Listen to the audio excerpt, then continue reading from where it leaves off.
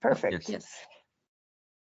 Great. So now that I'm sharing the slides, I do not see you. So if you have questions or comments, please write them and interrupt me. I'm going to do a summary of the study visits we did in the project, study visits to existing urban resource centers. And it is basically part of the capacity building of this project to learn from existing urban resource centers, to compare different existing solutions and to hear about their difficulties and also ask for their tips, their experiences. How could that orient us?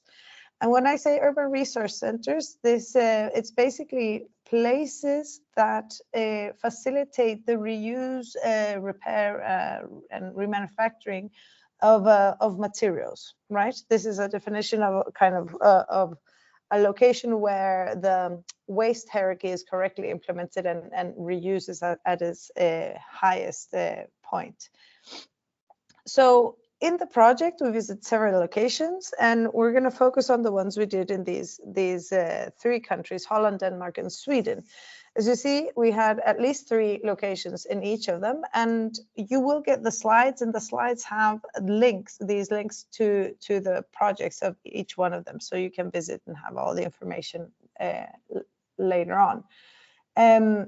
Not to go into detail of all of these, but there's 2 of them that we'll skip because we won't have time to cover this all.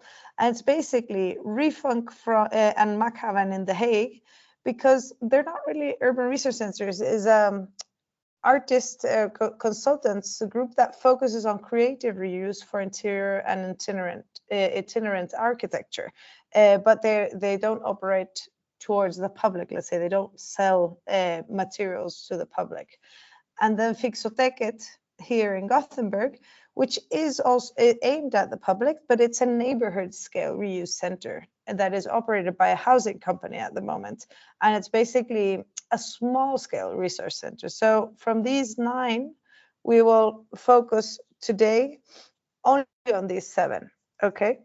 And I'm gonna jump right into it because we don't have much time.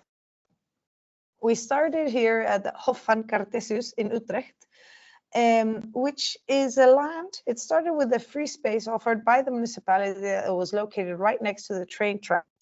And the architects behind this project applied with their idea and won the tender, so they got the permission to build here. And their aim was to offer affordable workspaces for creatives to work with ecology. The interesting thing about this, it was a 3-stage development, but all the materials used are either bio-based materials, and they worked with a dismountable criteria. So everything that they've put on, they can take out easily.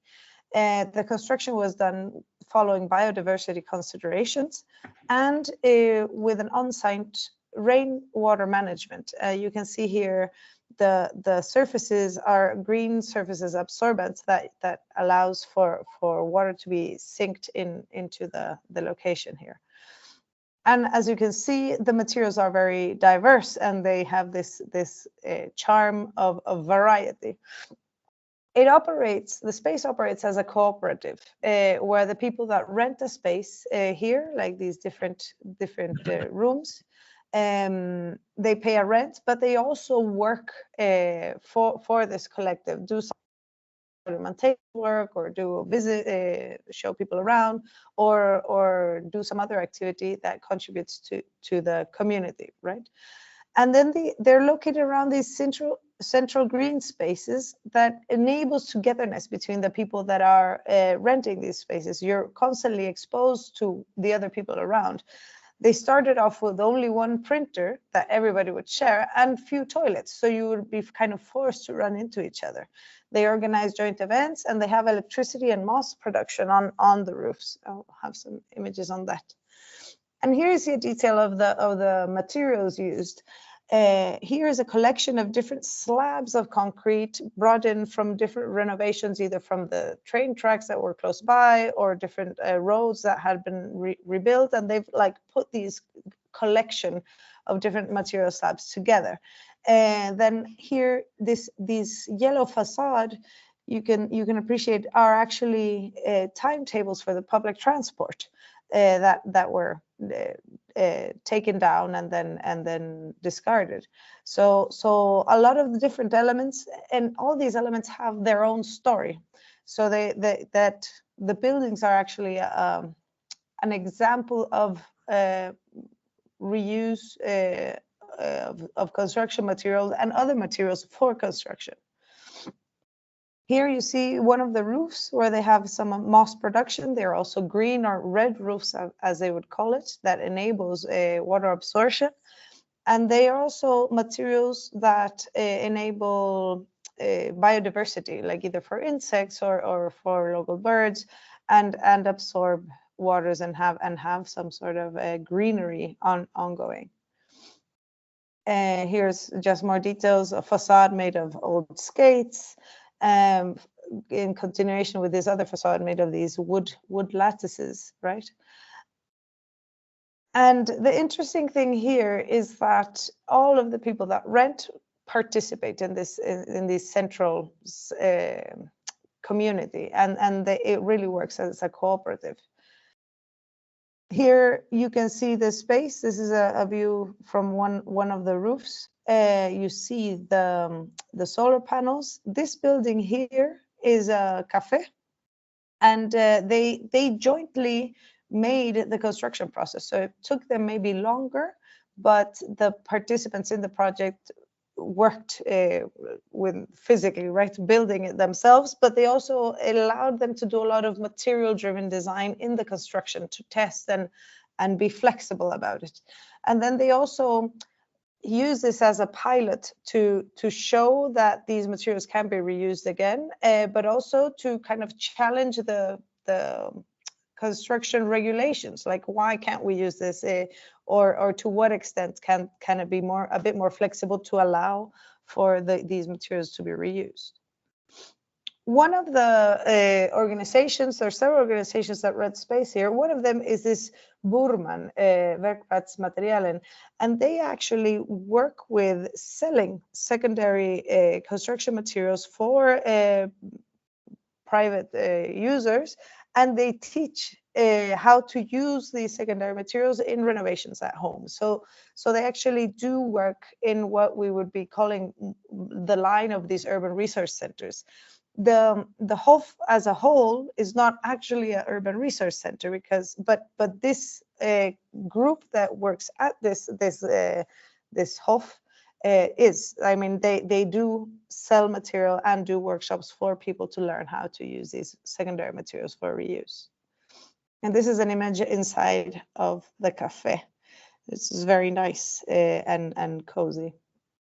So this just gives you a little rough idea of the first place. Now the second place is that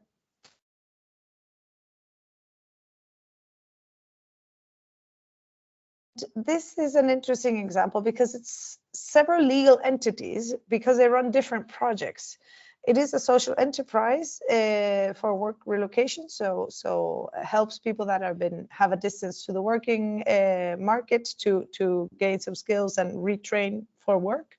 They started off with a project where they do bicycle repair and maintenance for underprivileged kids in Vörde, and they kind of lease these bicycles, and the kids have the privilege of using them until they're 18 and have this yearly maintenance. And that is a collaboration with a large housing company or construction company in the Netherlands. But then there's another project where they're dedicated to door remanufacturing, and they also get paid to pick up materials from municipal recycling centers. And I'll talk a little bit more detail about that when we go through the images.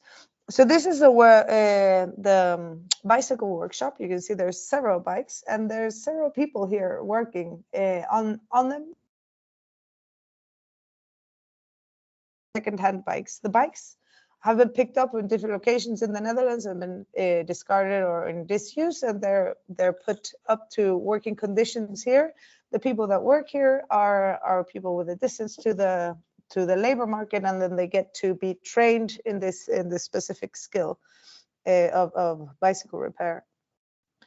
And they use well, secondary materials, but also new materials. Some of the consumables have to be bought new, but then they also do a lot of selection of parts and pieces for refixing and maintaining the bikes right there. And this is an image of the workshop for the recovery or remanufacturing of wood, of doors. And here, a construction company that does a bit of demolition sends them old doors. And here what they do is that they remove maybe the glasses and so on and cut off, and then the good wood that is still in the doors is sent back to the company for wood for new door fabrications. And then the leftovers, you can see here, like they cut the borders, maybe are left long slabs of wood, can be reused to make different products. And here you have kind of the images of the doors as they're brought in, then the already removing the metal part and then the glass, and then slowly cutting away the parts that are not in good condition. And then the wood workshop also allows to do a lot of other products. And these products are interesting because they're biodiversity products that the same construction company needs to implement in their buildings. So and here is the man Arjan that was the kind of the soul behind this project. And he says, like, this big company, are interested in working with us because we can sell them these products that allow them to have biodiversity elements in the new constructions, but they're also made from reused material, and they're also made from a social enterprise with people that have a difficulty coming back into the work market. So it has a social aspect and an environmental aspects that are very strong. Another workshop that they have is around textiles, and here you see the space where there's several, like 5 different sewing stations, and they have the textiles sorted by colors and different things, but they do not remanufacture clothing. They use the textiles to make textile-based products, but not clothing. What they do is they get a lot of textiles in, and as donations, some of them they go through and sort them and donate them to either prisons or other charity organizations. But then some elements they use, like these ties that they've turned into a bag, types of products that they can sell back to these big construction companies that they work with. For example, a bag to put in the shoes for the construction workers that go into the work, right? And so they get a lot of material from this company.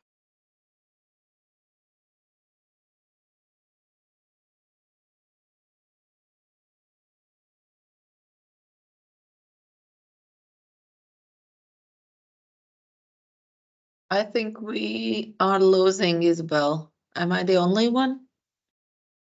Yes. Oh. Same. Same here. Yeah.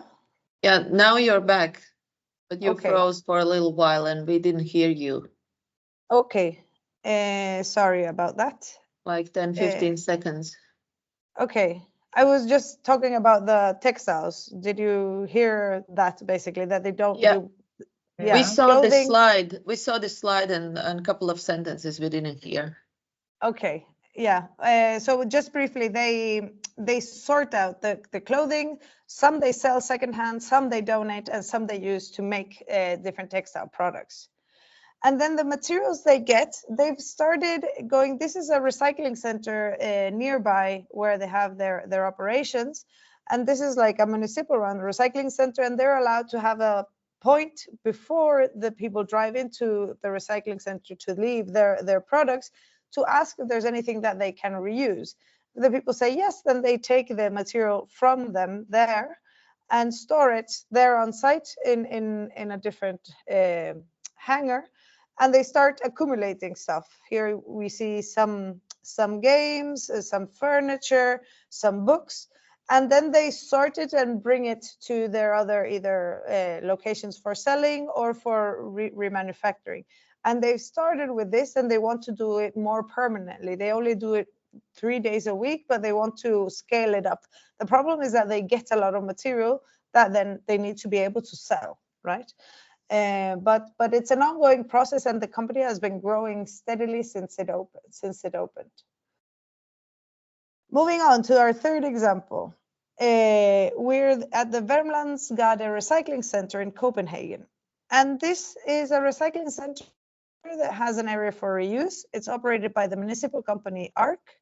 It has a steady 5 employees plus some reuse spotters. I'll talk about that briefly later. And it has like about 500 square meters dedicated for people to bring materials that are possible to reuse, and then the people can take them directly from there. People leave and take whatever they want for free, and companies, whenever they visit the recycling center, they have to pay a fee of around 20 euros per visit. And this is, you see in the back here, the containers for the recycling, and they have a little bit of a green division here. And then on the other side, so this is the containers for the recycling. Here you see for large furniture and different elements, the EU pallets in the end there, and some metal containers. They have this greenery in between the recycling containers, and on the other side they have these tents. And these tents are where people deposit the materials that they consider to be in good conditions for reuse. When the recycling center was about to open, when we came to the visit, there was already a queue of people outside wanting to come to see what was there to take it.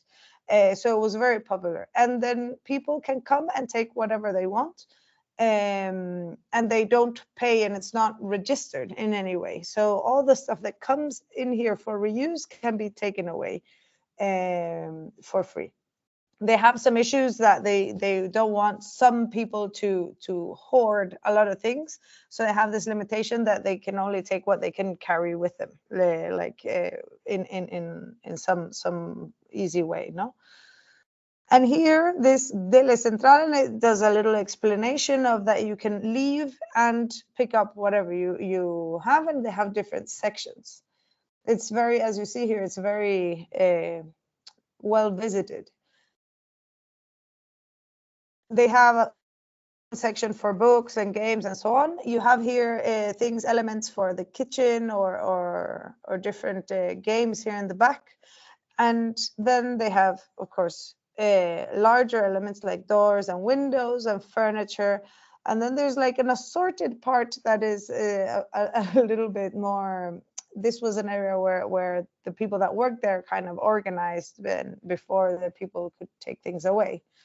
They have furniture that is in good condition.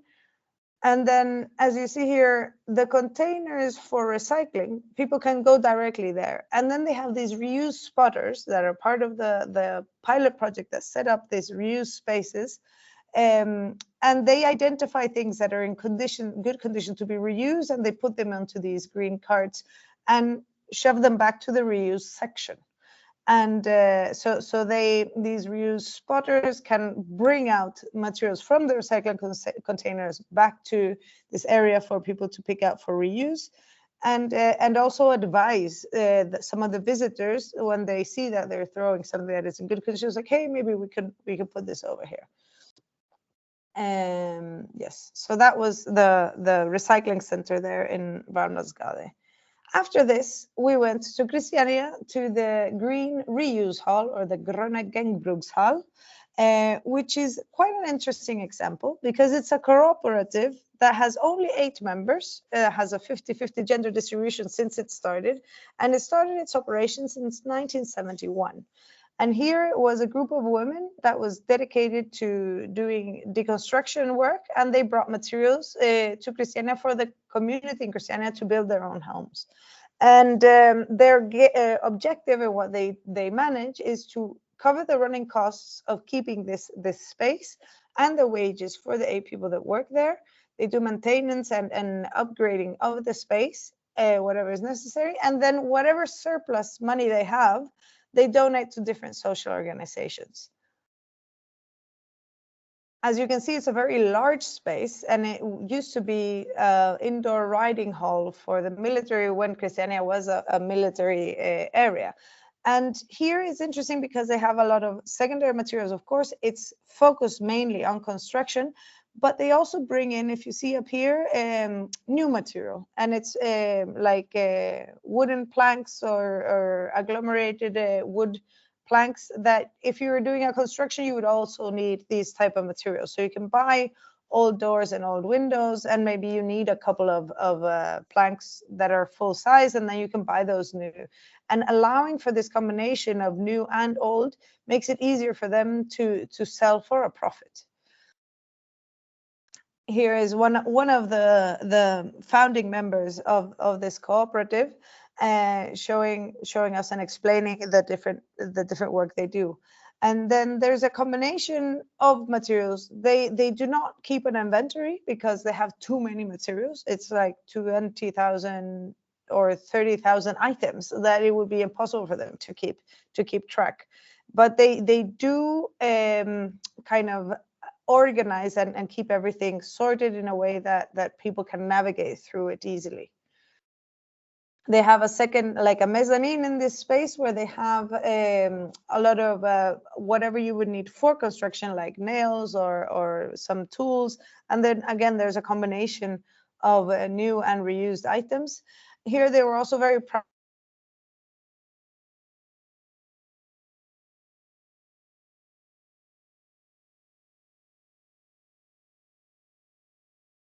We lost again, Isabel. Sorry. Yes, you're back. Thank you. I'm back. We see Okay. the slide and we hear you now again. Okay. Just let me know when you're losing me. Great. Okay, so I was saying that they sell the nails and screws and things in bulk, so you don't have to buy the whole package, but you can buy like one screw if you need it. And then they're very proud of that flexibility, and considering that it minimizes the waste of the materials that are moving around. And you can see that it has a lot of attitude, right? Because of course they sell new materials, and here they sell plastic materials, but it's under a title of plastic hell, right? So it's like they consider, of course, you might need it for construction, but it's still a problem. So we're gonna say it and kind of be cheeky about it, right? Here they're showing us the different organizations that they've donated to over the years and how many crowns they've donated between 2012 and 22. And then they also have, every Monday morning, they do a meeting in the cooperative, and they have the same agenda. Since they opened, they have the same points, and that it's a way of keeping the workflow constant, but also organizing, and that everybody in the group is aware of what's happening. And then they have their distribution of tasks weekly, and they do their time scheduling and everything. So it's a very particular organization. It works pretty much based on the fire souls that started it, but it has its own character. And this is their meeting room that is in the top corner of the room, and it does give this view of like a ship captains overseeing their work. It was a quite interesting experience to visit them. And after that, we went to another recycling center in Sydhaven in Copenhagen again. And this is a flagship recycling center project of around 10 million euros, I think that is, investment, and it's quite impressive. They expected to sell for around 10,000 euros per year in reusable materials. When they operated selling materials, they did around 5,000 euros, but now they don't sell. There was a change in the regulations, so they give away the material that is reusable, but they do not sell it. They do count material flows only two times a year, do kind of specific countings to be able to follow the statistics, but they do count all the cars that visit daily. And their main resources are the space they have, the materials that they get in, and the facilitation. And this is done through the tools, but also the network and the spaces that they're trying to set up. So you can see here, it's very spacious recycling center. Cars drive through and can go around this circle, and then in the other one that I'll show briefly.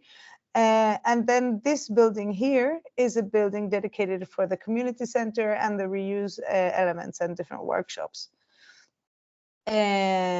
So here you see the recycling containers, like in any other recycling center where the people drive past and deposit their materials. And then the first circle that is a bit lower is for more heavy materials. So that the car is in a higher ramp than the container, so you drop things into the containers. And they have a very well developed area for dangerous waste or hazardous waste. So you have all the separation of electronics, but you also have paints and different chemicals that are here in the back that are very well ventilated and separated and kept well stored. And then the area where the cars drive in, they also have this drop off for reuse. And here you can have different furniture, bulky doors and windows and so on. And these elements stay there until they're moved into the other space where they're stored for more people to pick up, but are, as I said before, free for people to reuse directly, so they can just pick it up. They don't have to pay for anything. And this is a space where they fill it up with voluminous materials, either furniture, some books, and so on, for people to pick up. But they have a consideration. They want that visitors that come at any time will have a variety of things to choose from. So they do not want some people, again, to hoard elements and take all the good stuff. So they delay a bit how many material in good conditions is exposed for people to take. But they use this big space. They considered it to be a flexible space. They would be using the materials that come in to furnish it, and that they would give it uses.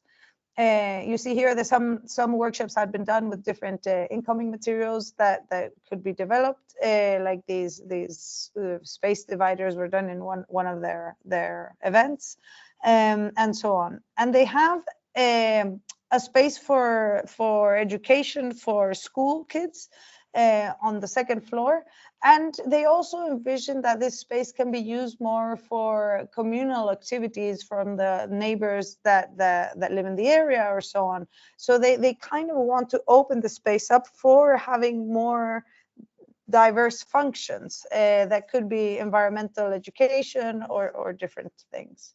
They have this, it's very spacious and well equipped. And then here you have this overview of the recycling center. And they really want to bring in the community. This recycling center is a bit further away from the city. They have some area that is close by, but it is in development currently, and there's like 900 new flats that are going to be built in walking distance from this recycling center. So they do expect that they will be starting to get a lot more visitors from the local vicinity. They also had envisioned to bring in circular entrepreneurs, and they have equipment for several workshops. And this is a very fancy wood workshop that they have set up, but have a little problem with the ventilation, so it's not running at the moment. But it's very well equipped. And I see I'm running super late, so I'm going to speed it up. Then we went to Sweden, to Återbruket in Ollelika, and this is an urban resource center focused on the construction material, and it's located at a recycling center, but they operate a little bit separately. It gets material from 15 recycling centers in the Gothenburg area. It is self-sustained economically, and it covers salaries and the rent of the space, and they break even. And if they have a profit, they can invest it in their own space. There's one person responsible and 7 people doing sales. And then there's 3 or 4 people, these waste stoppers, similar to the ones in Copenhagen, asking the people that come in if there's anything that can be reused, then they separate it before it goes to the container. The best sellers that they have are doors, windows, toilets, and white goods.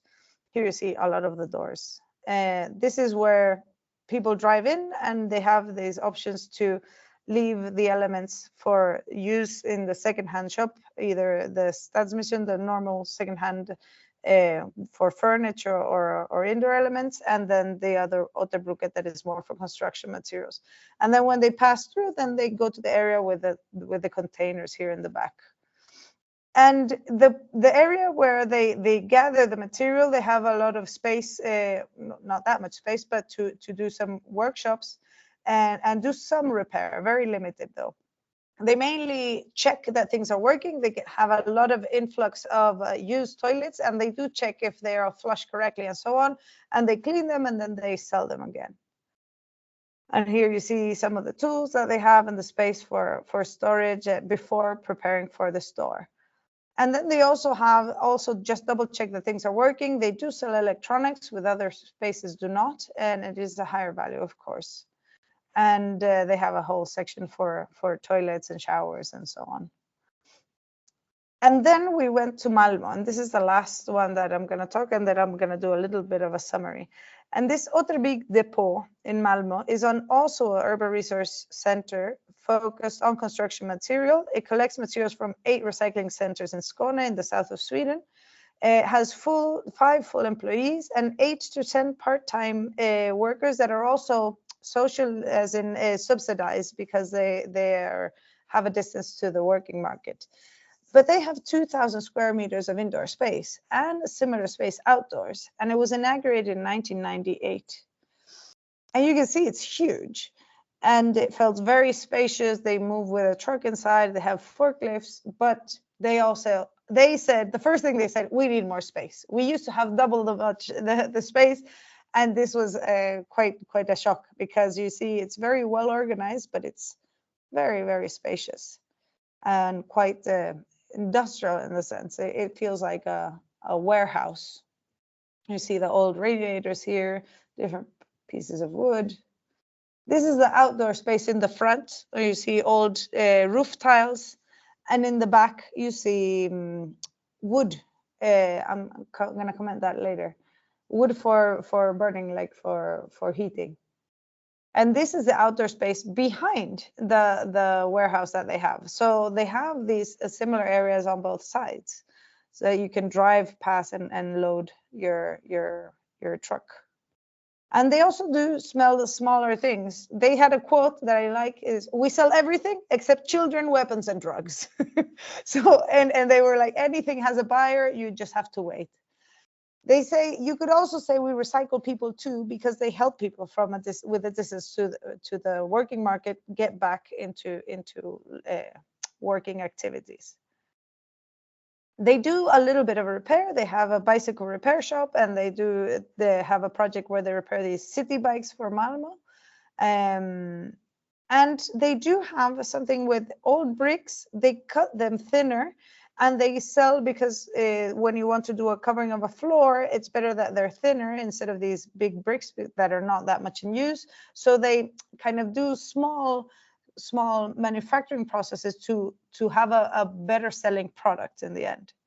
And they do the same with wood. The wood that cannot be used as wood, they chop it up, and then they make these sacks for burning wood, for heating. And then they have that at a better price. And these are the 7 urban resource centers that we covered. And looking at it like that, I would say these 2 in Copenhagen are normal recycling centers that have a space that allows for direct reuse by the people that come. And then these other 3 are specific urban resource centers that are focused on construction and demolition waste. And then the 2 cases in Holland are slightly different. They don't fit into either of these categories, but they also allow for reuse in different ways, right? And that's basically the common findings that we reviewed this and got the information. So they all agree that the demand for reused material has gone up in the last 10 to 15 years, and they see themselves steadily growing, many of these centers. Quality and good materials are appreciated more now, and older materials were better quality, so they see that being more appreciated in the current markets. Selling only reused products is not profitable. So the options that they do is they either add complementary things to sell that are new, and then they get a better profit there, or they use subsidized workforce. In many cases, it is very work intensive, so the workforce has to be subsidized, and then you manage to make it operate.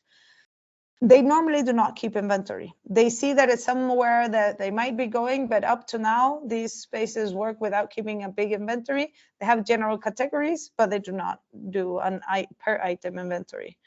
And the price ranges from 30 to 50% of the price of new materials. And that's to be able to get a work or like a movement of it, but also because the materials sometimes are not in that well conditions, right?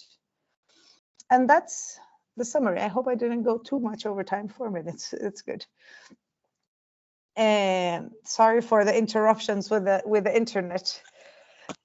But that's a summary of our study visits. I don't know if there's any questions directly now, or we can wait to the discussion round.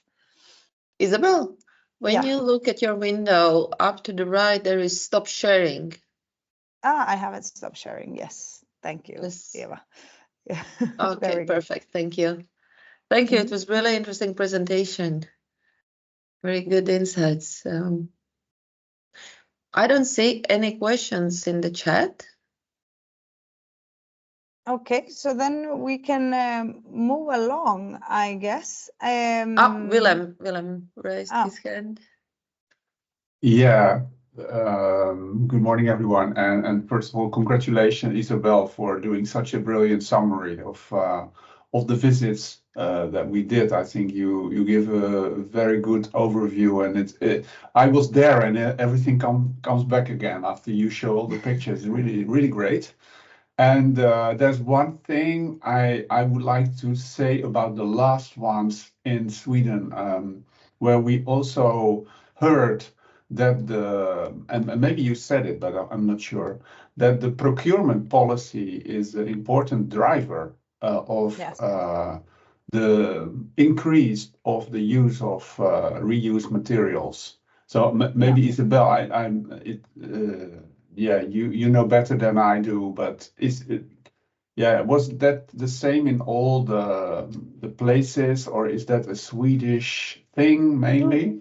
Well, we also heard that in Holland, in the Terwingling, because they work with a big construction company, and the construction company has this requirement of including more biodiversity elements or reuse of materials and so on. And then there is some sort of the regulation of how buildings are built and how deconstruction happens that is being more regulated, and that they have to show that they enable material reuse or that they avoid waste generation. And that has supported this kind of promoted the use of these secondary materials. And I think the construction sector is slowly being pushed into material reuse because of these regulations. I would say it's stronger in Sweden at the moment. The cases in Copenhagen, we didn't hear it that much, but yes, they did get called in to do selective deconstruction from large institutions like the Botanical Garden or banks or things that they want to be able to demonstrate that they are reusing material. So I think it definitely is a trend in the construction sector that the local regulations are kind of pushing the demand for material reuse.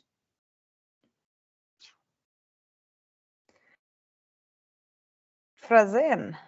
Yes, thank you, Isabel, for a very nice presentation. It is really interesting to see all these urban resource centers from 3 countries. So you mentioned the commonality is that there's a growing demand for the reused materials. So actually, I was wondering, because when I look some of the photos, for instance, you see those roof tiles and so on. So is there some kind of like a certification or some kind of a quality assurance in order for this demand to really be stable, or to have this, to get a market for the reused materials? I think that's their main challenge. Is most of these centers just said like we'll test if it works now, and the one in Gothenburg, Olelikan, said Otterbruket, and if you take it with you and it stops working within a week, we'll give you the money back. But it has like a very short warranty. But you also are buying it for 30% of the price, so it's also kind of a risk you take. But they normally do not get any materials back, or it's a very low percentage. Now, larger like structural elements, they have no way of certifying quality. So I think that's not part of the materials that are getting reused. But white goods or toilets or tiles and these sort of things that are not structural elements in the construction are definitely possible to sell without that sort of as new warranty. But yeah, that is definitely a problem, I would say, that this demand could face. Eva. Yes, I wanted to add a little bit to this question. Thanks, President, for asking that, because we have to distinguish that these centers are mostly for households, for citizen level, because and that emphasizes the problem, which is lack of not only national but European level legislation, regulations, how to introduce secondary materials in the construction on a large scale. What Isabel said about structural elements, because who use those materials? These are like just citizens. They are not corporate clients. Businesses provide materials. What they buy, it was in the Netherlands, in Werden, they bought wood materials for door production, right? But not for construction itself, for door production only. And those bird houses, they buy in bulk, but again, that's not something they use in the construction. That's just an element outdoors. So yeah, it is really a problem to introduce secondary materials in corporate construction. Yeah, Victor has a comment, and then I see that Corinna has joined us, so we could move on with the agenda. Victor. Oh yes, it's Victor from Rotor in Belgium. I just wanted to add that we did a study around this question of insurance and reuse through a European project. So you can find on the website FCRBE this guide. And we noticed that there is some companies like Seco in Belgium that propose to assess the process of reconditioning building elements through reuse dealers companies. And they give certification by looking at the process. So this is one possibility. There's also some reuse actor that gives some guarantee on few criteria, like for instance, the cast iron radiators. Dealers are guaranteed the pressure of air. And also there is also, we discussed about insurance company on how to manage the risk of reusing building elements. And so you can find on these guides some information about how to frame this through structural element to second-hand elements. Super. That's super interesting, Victor. Thank you very much. And I saw William put in the chat, if you could share the link to that, would be amazing. But great. So to keep a bit the time, I'm sorry, Marinka had a question, but please let's move on to the next presentation. I would like to give the floor to Corinna Vosse, Director of Kunst-Stoffe in Berlin, also a member of the Haus der Materialisierung there. Corinna, how are you doing?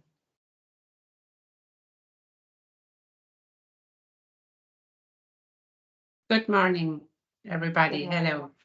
Yeah, so I'm doing fine. I'm happy to be here and to share with you. And yeah, basically, I guess ready to share the presentation. I have to say, I don't use Teams all that often. So it's probably here Thailand.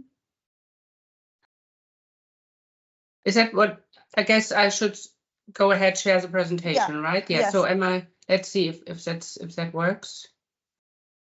If I am allowed.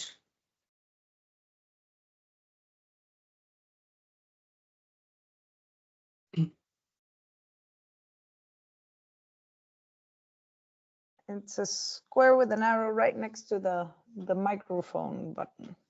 Yeah, I do see it, but now it's not showing me the file I want to share. The file is open. You have to choose. Yeah. Oh yeah, now I think I'm getting there.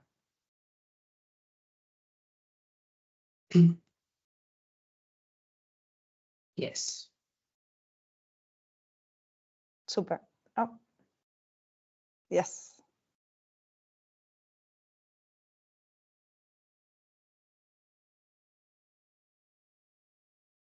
Okay, are you now seeing it from the start? Yes. Excellent. So I'm not seeing you anymore now, but yeah, I think you will do. We will have the questions afterwards. So yes.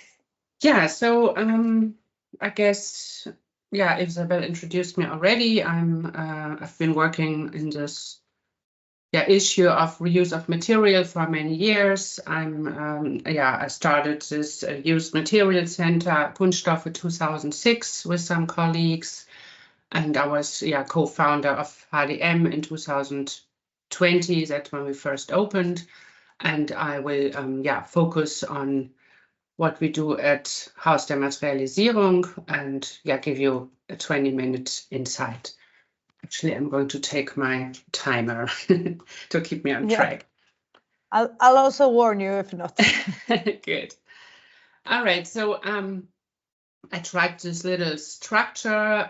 Of course, all these aspects overlap, but I think it will help me a bit to sort this large amount of information, of course, of things that happened, that contributed to the making, that were part of the process, and so on. So we'll just go through this, and as I said, it probably overlaps to an extent. So basically, what is HDM? It's it's a large building that is it came into being, or we had the opportunity to move into this building in the context of a larger urban development, which is called Haus der Statistik. It's an area in the former GDR, and there was a group of artists who, in like a large negotiation we cannot go into now, was able to acquire access to this area. And there was the opportunity to move into the ground floors throughout this whole development, like the process of the developing. And we will go to this later, what that means for us today. So then there was this one building that you see here, which was in a kind of bad state, and no one had an idea what to do with this really, because it doesn't allow for like office use or for a lot of like work with people. So there was already quite a few people working with materials, so they were like, this suits our needs and we can fix this. So then there was, like different processes. Actually, Isabel was part of in the beginning, where we, created, like, looked for making this opportunity public, known to the public, and we had here guided tours to show the building, and like it was really like there was nothing inside except garbage, and it wasn't secured. There was no infrastructure, no media. So then there was, in the beginning, I guess we were probably 10 like initiatives wanting to use it. And then as we developed it, more came joined. And as the name suggests, it was all about use, reuse, repair, reappropriation of material, and the knowledge transfer, like the physical doing of it, sharing of material.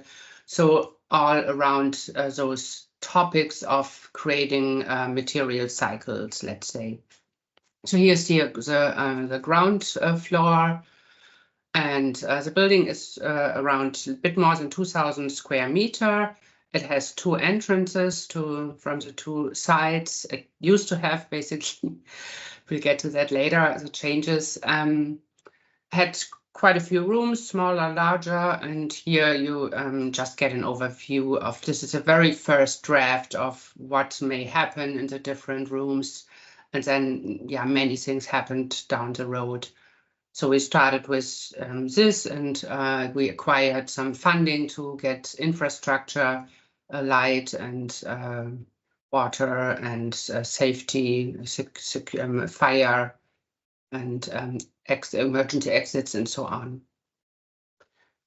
So then we moved on to the next phase, which is getting people involved. 2,000 square meters is quite some space, and of course, since it was a bit challenging, there were people going in and out. But for the last, I say half a year, it's been a pretty stable group, basically. Like in fall, we still had some new people joining and some people leaving. And interestingly, with now it's becoming challenging again and some change being ahead, the group really, it becomes more, stable, let's say. So this is just to demonstrate how the work on the decision making and the group process, lots of meeting, lots of working rounds and lots of documentation. So then with people being there and using the building, then we developed the program, and there's quite a few different offers, and this is here the used material that we collect there and make available for reuse. It's we try to really cover the whole range of what you would find in a Baumarkt, in a hardware store, and it addresses mostly creative industry, like artists and in the different, especially of course in the performing arts, we have a need of material, and film industry and design as well, and then private people as well. We have a lot of workshops in the house. Here, this is a bicycle workshop where you can fix and rebuild used bikes, and there is every now and then there's a used bicycle market as well. We have the wood shop where you can work with the used wood. You get wood at the material market, and then you can make it into something here in the wood workshop. And there is different workshops where you learn techniques and get introduction into the different machines and tools for woodworking. Here's the repair workshop. It's electrical appliances and other devices. Moritz, here's a guy in the foreground on the left side. He's a total inventor. He's a light designer, but here he managed this repair sector and helps people in fixing things. So it's mainly skill building as well, and extended life cycles of consumer items. This is a textile workshop. This is run by the Costume Collective. It's called the initiative. They have the professional costume lending service for artists. And in the Haus der Materialisierung, they run this textile shop where same concept like with the woodworking shop. They offer courses in different techniques, and they make available this accessible workshop for people's own projects. And again, they come first to us and buy used material oftentimes, and make that, transform it then into workshops. So this is other elements of the program market, where we involve the neighborhood and offer opportunities for flea market stands. And this is the showroom where we showcase different sometimes products that are made in the HDM, and then we have thematic exhibitions, different topics. Here it was inventions. Like, we are of course involved with many communities on the periphery of these issues, and this was in cooperation with the oh God, I don't know in English, open workshop. There's an umbrella organization for open workshops in Germany. So then, of course, really a big topic all along was, being visible, being like all these programs now being used. And so we put lots of energy and partly money into public relations, like they are taking part in initiatives. Here on the right-hand side, you see this is an initiative that's brought by the Senate of Berlin. This whole reuse activity, like an umbrella organization kind of for the reuse initiatives in Berlin. Then left is like we put lots of signage around the building. The building has been abandoned for a long time, so it's a little bit like in a living area. So it's kind of difficult to find. I mean, it's really central location, but nevertheless, you don't find it within all these residential buildings. So we put signs, posters wherever we can. We have guided tours. Those are pretty popular because people. I mean, it is quite a. It gets a lot of attention, but more in expert circles. Like the general public is a little bit reluctant because it looks kind of scary from the outside. And as you saw, it was an abandoned building, and it still looks pretty abandoned. Especially since, I mean, I think I'm running a bit out of time soon. We from the beginning, 4 more minutes. Okay, from the beginning we knew this is going to be only a temporary use. Here we are on a fair, like a very popular fair on environmental issues. So from the beginning there were issues of spatial adaptation. Like you see, sort of in the middle, the biggest pink square, that's HDM. And in the beginning we had the areas around, like sort of now on the, above was a large yard where we had a sort of urban garden as well. And then you see this auto scooter on the other side. So we had those 2 entrances, and we had additional space. So this has changed along the way already quite a bit. Like first this yard and this area between the buildings, this we couldn't use anymore. So now we basically only have 1 more entrance. And the next phase coming up by the end of the year will be that the building is going to be torn down because there is a development happening, and we will have to move the whole thing into these 2 small pink areas you see now. And so this is a more detailed explanation of what this could look like in one of these pink areas you saw. So we were looking at what it is that the initiatives need, and how can we consolidate, and how can we, I guess, take the experience we made now and take it to a next level. And we are now really trying to make sense to this consolidation, and how can we intensify what's worked, and how can we I guess intensify cooperation to share room. And so that's something we've been working on in the last couple of months. And with one last funding program, we were sort of asked or had the opportunity to have some support in looking into what other income areas we could develop.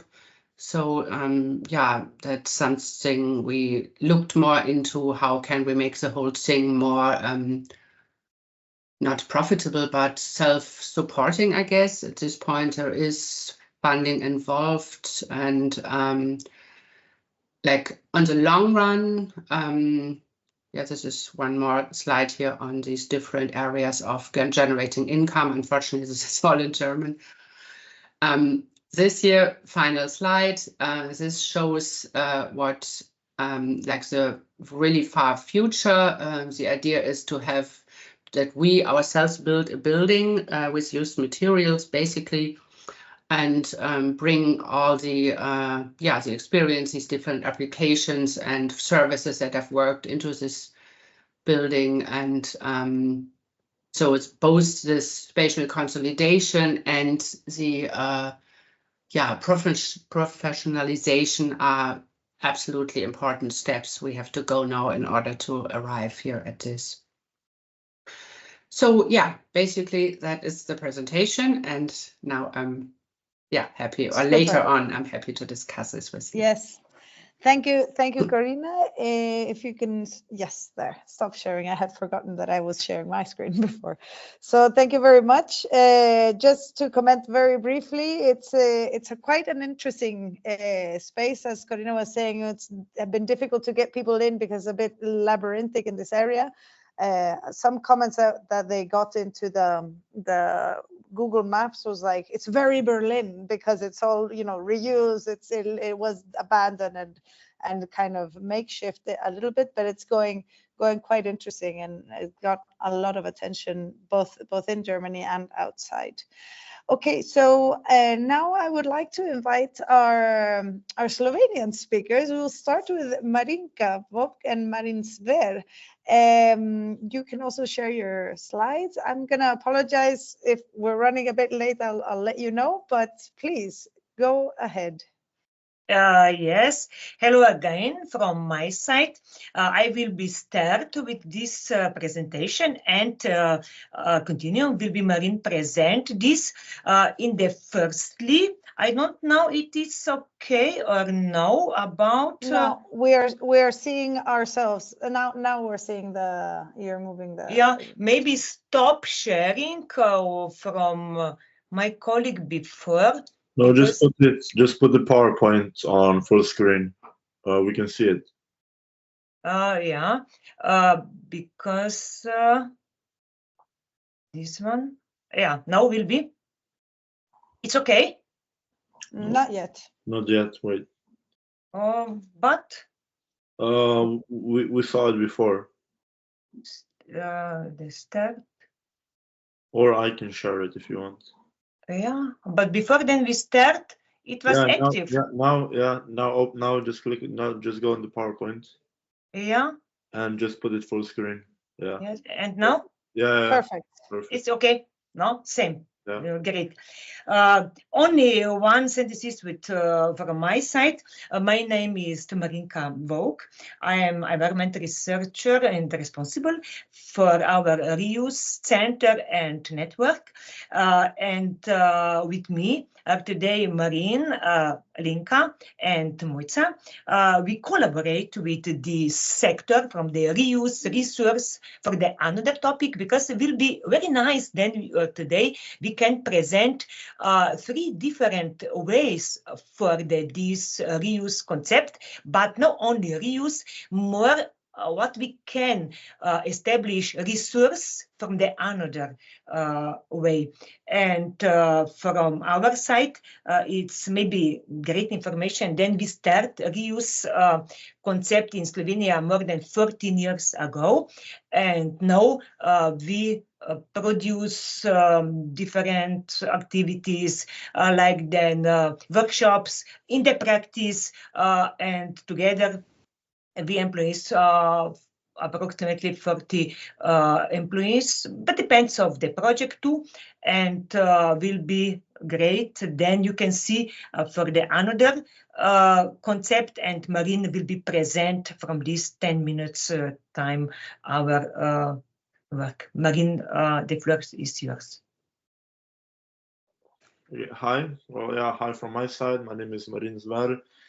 And yeah, I'll just shortly present your company and what we do. So yeah, I'm from CPU, it's Interpunona Porabe Reuse Center. We're a social enterprise, one of the first in Slovenia.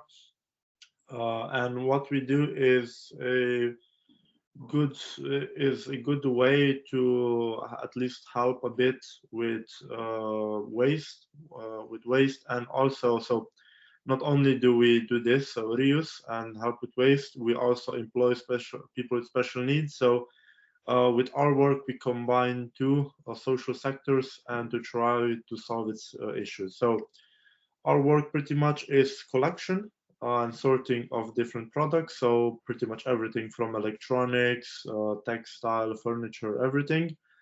Then diagnostic to see if it's usable for use, to see what needs to be done or if it's already all right, because often we get brand new items, because as you know, the prices of things today, especially clothes, are the low compared to 30 years ago, that people throw away brand new things without even thinking twice. And of course, cleaning all the items, especially clothes, for it to be then used for use. In some cases, especially if we get more valuable items, we also do repairs and restorations. And on all the items, but again, especially on electronics, we have quality control, which is done at our location Ormož, where we have an employed electrician, and he checks all the electronics to see if they're safe, if they're working, because often we get things, for example, TVs that work, but for example, a CD port or something does not work. But that's still not a problem, because it's still a usable product. And he just writes on it, for example, it works, but this and this does not work, and then we just sell it for a lower price.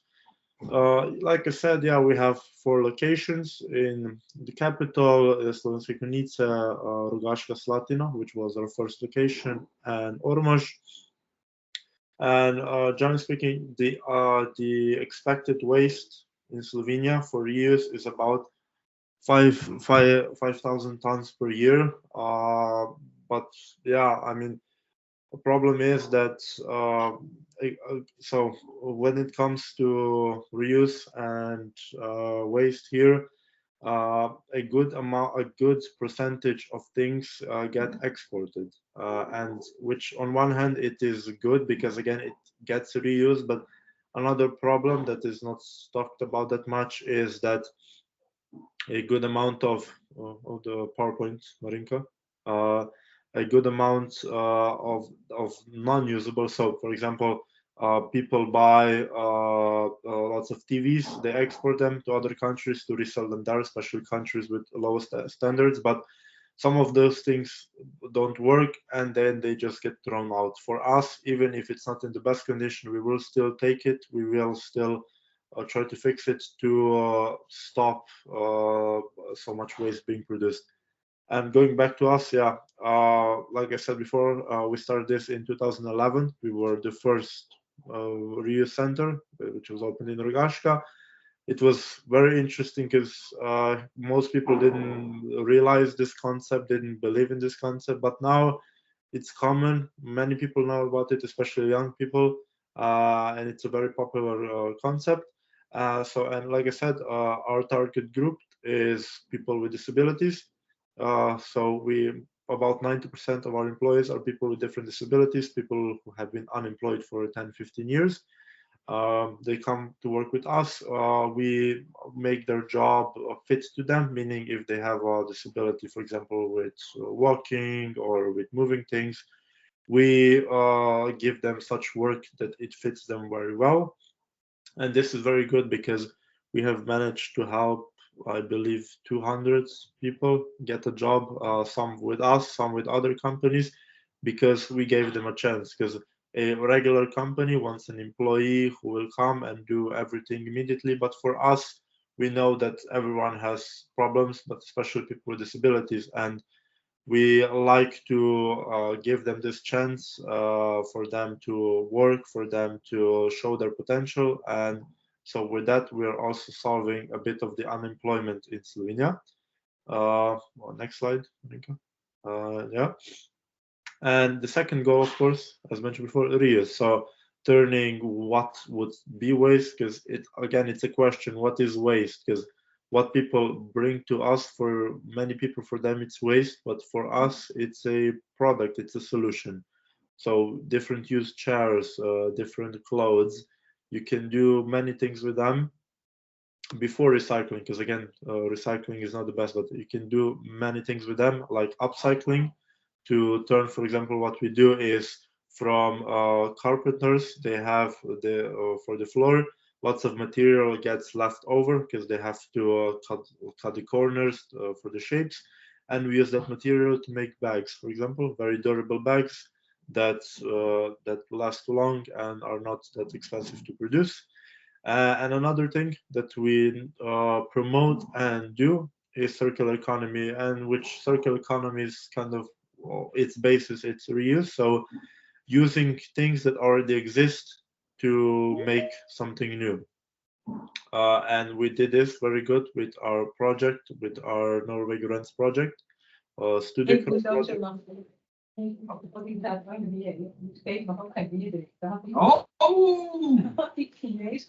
studio project, where we turned its 6 shipping containers and we turned them into small apartments using only used products. So as you can see in the pictures, these are just shipping containers, and inside we equip them with everything you need. So with water, electricity, furniture, even, for example, the isolation, it's made out of used textile, which is also very good.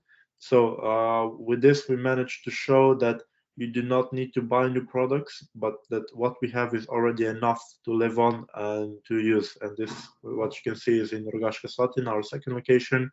You can still see the isolation, it's not covered, so you can see it on the walls. And yeah, like I said, everything you see, even the windows, for example, it's all used, and it's all for us, first of all, to show that we do not need to be constantly producing new things because we already have so much. And the second part is, yeah, to teach people that they can live in such things.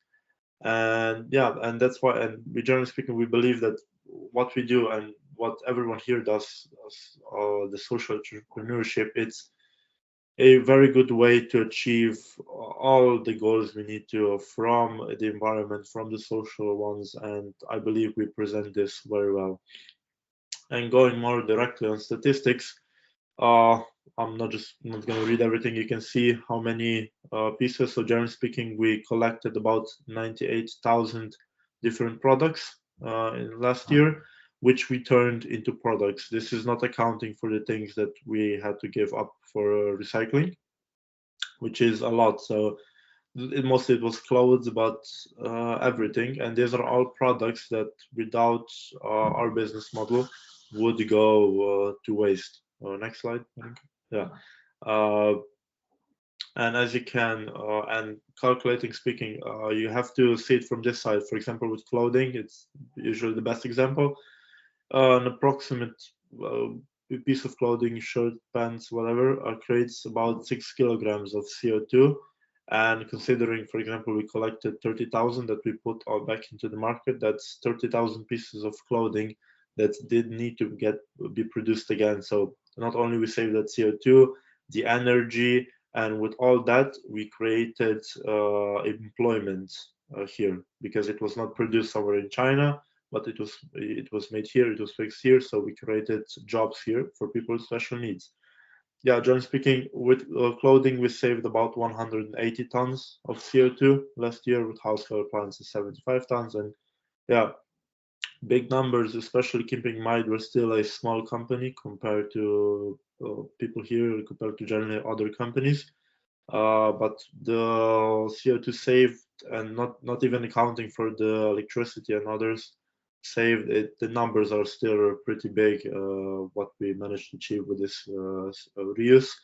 And yeah, and we're very happy that this is growing. And yeah, here you can see, yeah, for energy, for example, and these are again approximate numbers that are often bigger, but yeah, still, just with clothing, again, the same example, we managed to save 240,000 kilowatt hours, which is a lot. And the problem is that constantly people are saying that we do not have enough energy, that we need more nuclear power plants or other green types of power plants. And yeah, of course, we do need green energy, but we also need to use less energy, because as you can see with reuse, how much energy we can save, that's how much we do not need to produce. Or for example, water. Altogether, all our products, they saved more than 100 million liters of water, because especially, again, the biggest factor here is, again, textile, clothes. They use so much water, and most of them get discarded in about 6 to 8 months from when they were bought. And it's such a waste that we're doing so much damage, which is not needed. And yeah, another interesting fact. So for every single euro invested into us, or generally into reuse, we create about 4 euros worth of social worth. And that's with what I presented before. That's with employing people with special needs, with our reuse centers, and with best practices. We need to, conclusions. Good. Yeah, this is conclusion. I think I present everything okay. If anyone has any questions, I was a bit quick because I know we're short on time, but if anyone has any questions, wants to know more, let me know. Thank you very much, Marin and Marinka. And I'll give the floor directly to Lenka Puk from the ETRI community. The floor is yours.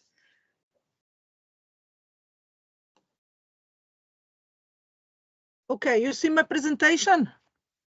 Yes. Okay. Yes. Hello to everyone. I came from ETRI Group. We are old entrepreneur group and more than 30 years. And we are very strong cooperation on the basic of principles. I am at that moment in International Fair of Constructions Migra. And this is our povezovalnica in Slovene language. And in this place, you can see how we cooperate in Slovenia. So these blue seats make from Marinka, from CPU. This wall, it's from Knopf, Mojca, next presentation. And we show here that we can make some constructions, not restoration, not construction, so that we reduce waste, constructions waste. So our social impact is always focused in some different way of cooperation. This I put inside in my presentation. Of course, our principles are concrete, and through principles we make some circular economy cooperation, so that we started from beginning. Here is when we collected paper, and we make from this paper cellulose isolation for building. So always we found some new idea, new products or startups, and make this till market. because we don't have enough investors in our approach, we make our cooperation through these 3 ways, so that we really cooperate very good with universities, with development institutes. Why? Because on our Apple tree, we employed 70 employees, mostly handicapped, and because of that, we need all the time some development, some new ideas, new services. And because of that, we invite in our community a lot of startups. Why? Because we need some young entrepreneurs, people, if we want to do some steps. So we organized us also in 5 circle stories. The second circle economy is this cooperation network when we built with ZPU and Knopf together some approach that we change, of course,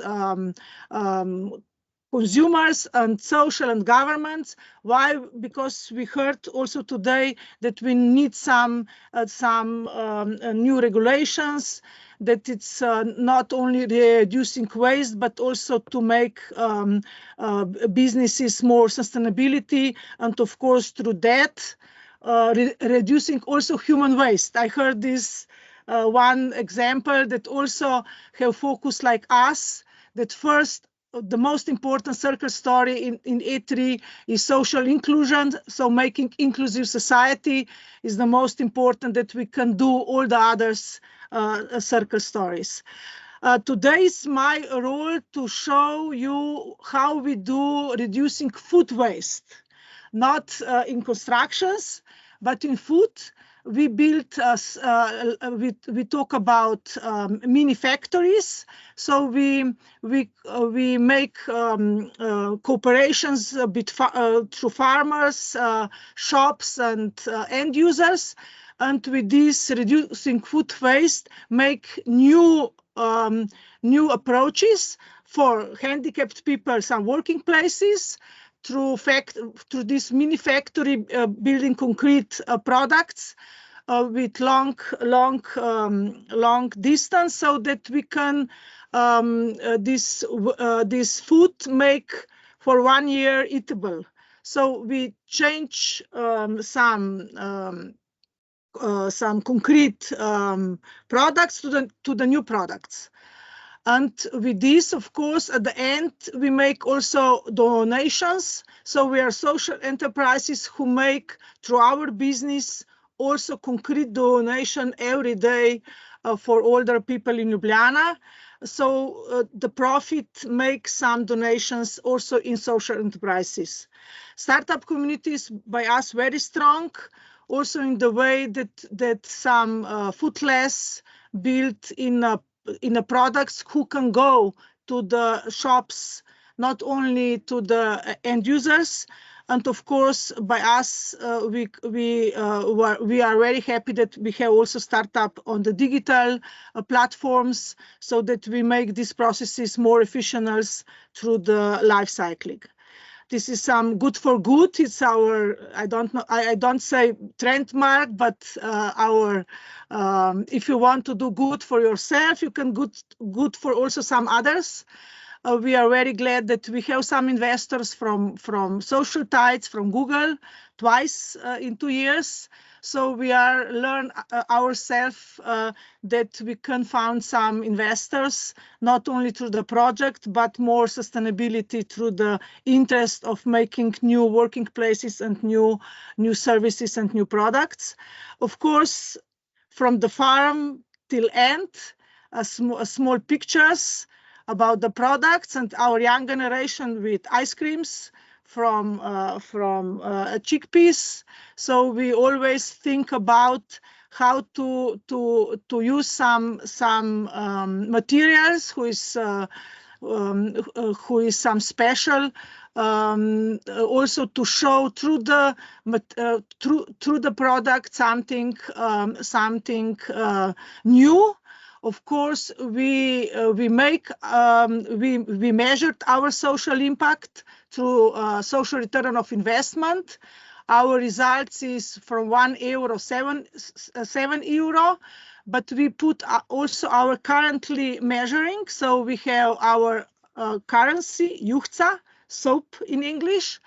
And why? Because we daily make these donations to the older people, and a lot of companies through that see more official how to invest in social entrepreneurs.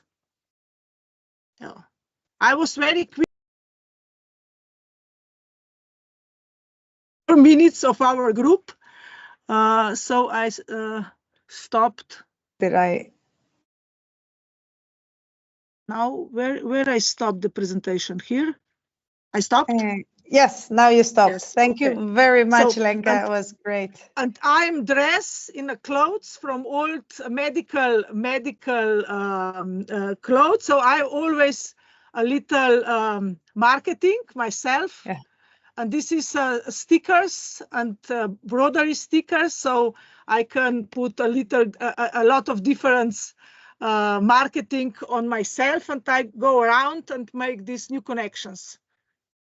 That's fantastic, Lenka. Thank you very much for an inspiring talk. And I am going to ask Moika to take the floor, please. Yes.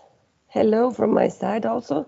I'm also on the field, not on the construction fair, but similar on Milano Design Week, where we are really proud to present also some of our products. So let me just open, here it is.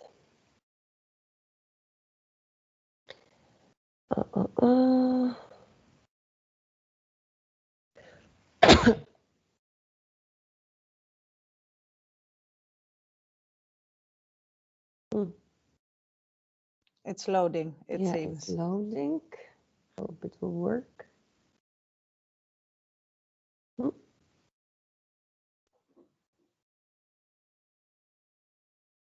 No.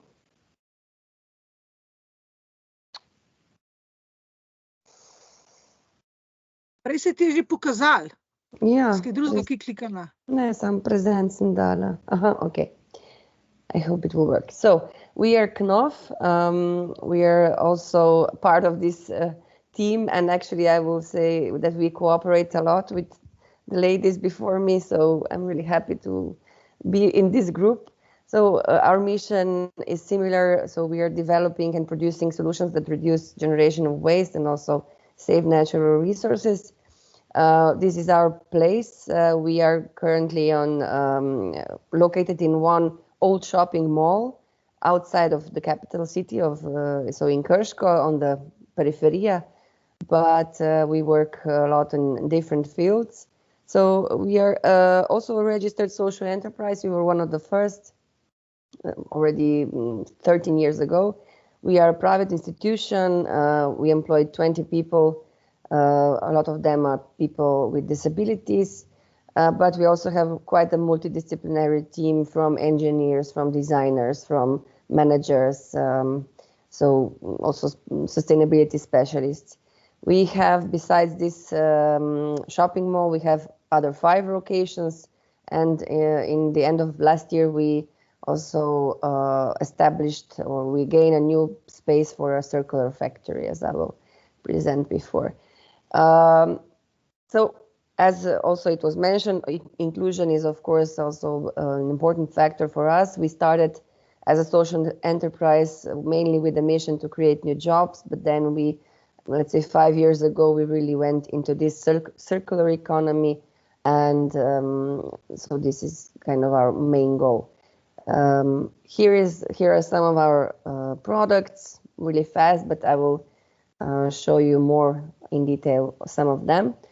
So we work with 3 waste streams. First one was textile, and still is the clothes, which is quite a problem, as you know. This is one example what we do with the second-hand clothes. So we have the 6 reuse boutiques around Slovenia.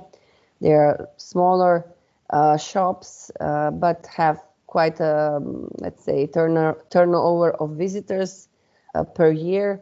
but I must say that we are currently quite struggling with the whole business model of the reuse boutique, because Knopf is oriented to work mainly on the market.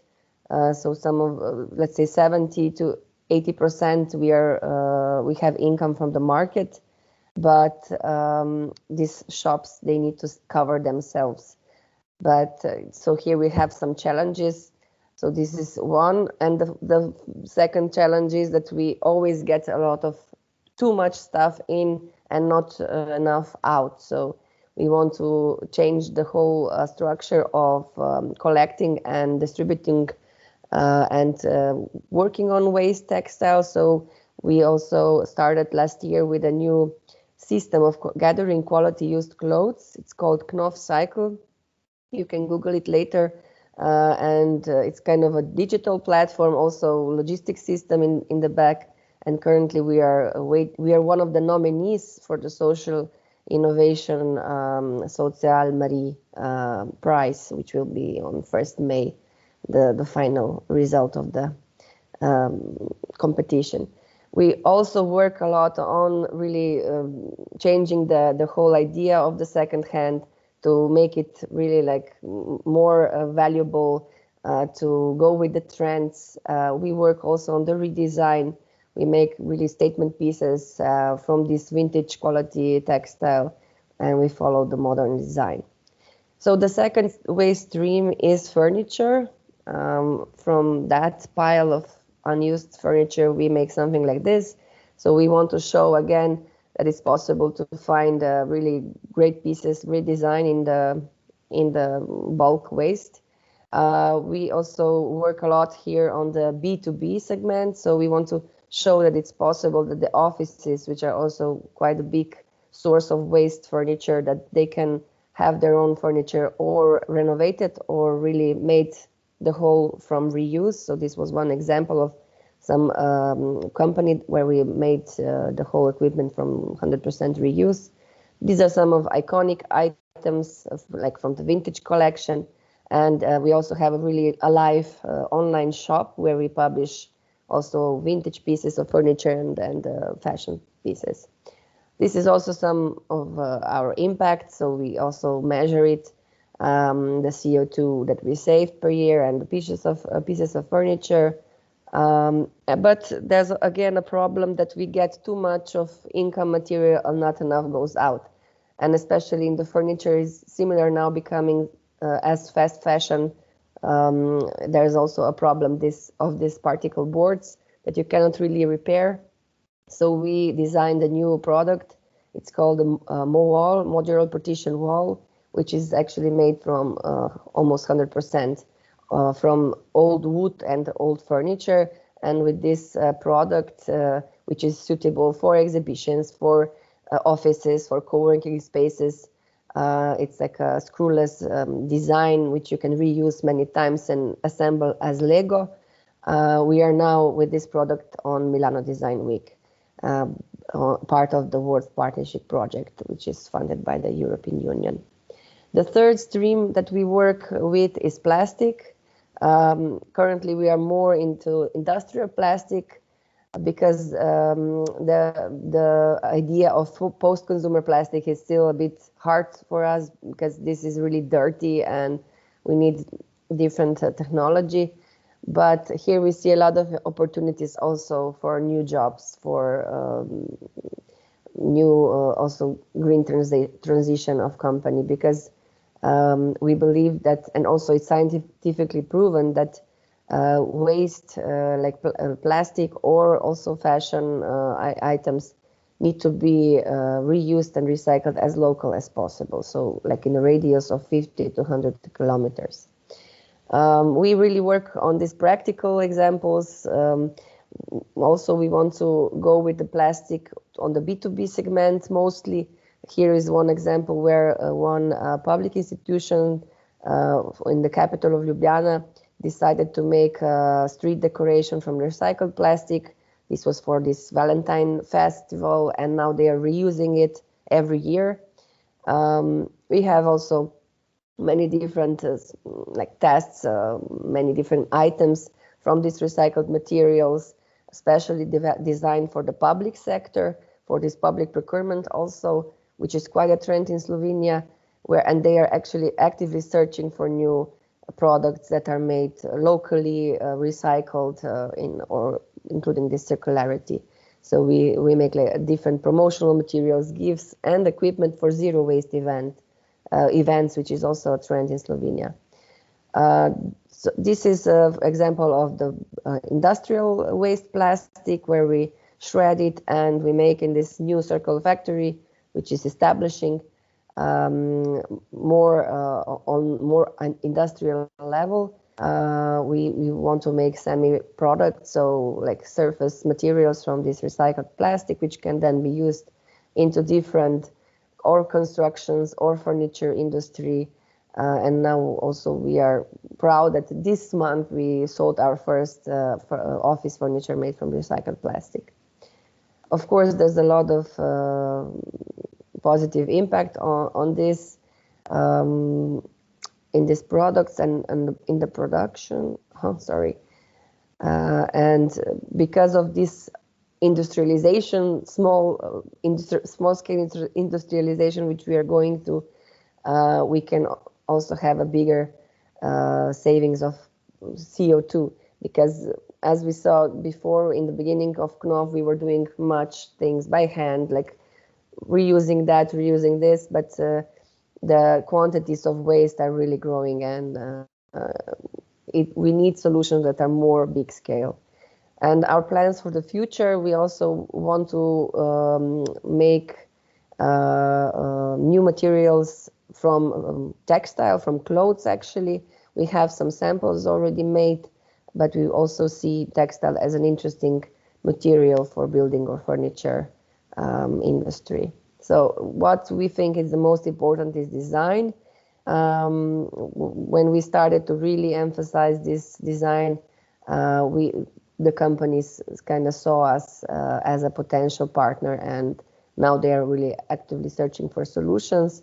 But there are still a lot of challenges also on this field, because for example, on this particle wall that I mentioned, when we finally got some orders and like it was coming to be a successful business, our waste stream kind of stopped. So we had to search for new solutions, and this is the reality of the circular economy. So this is it from our side.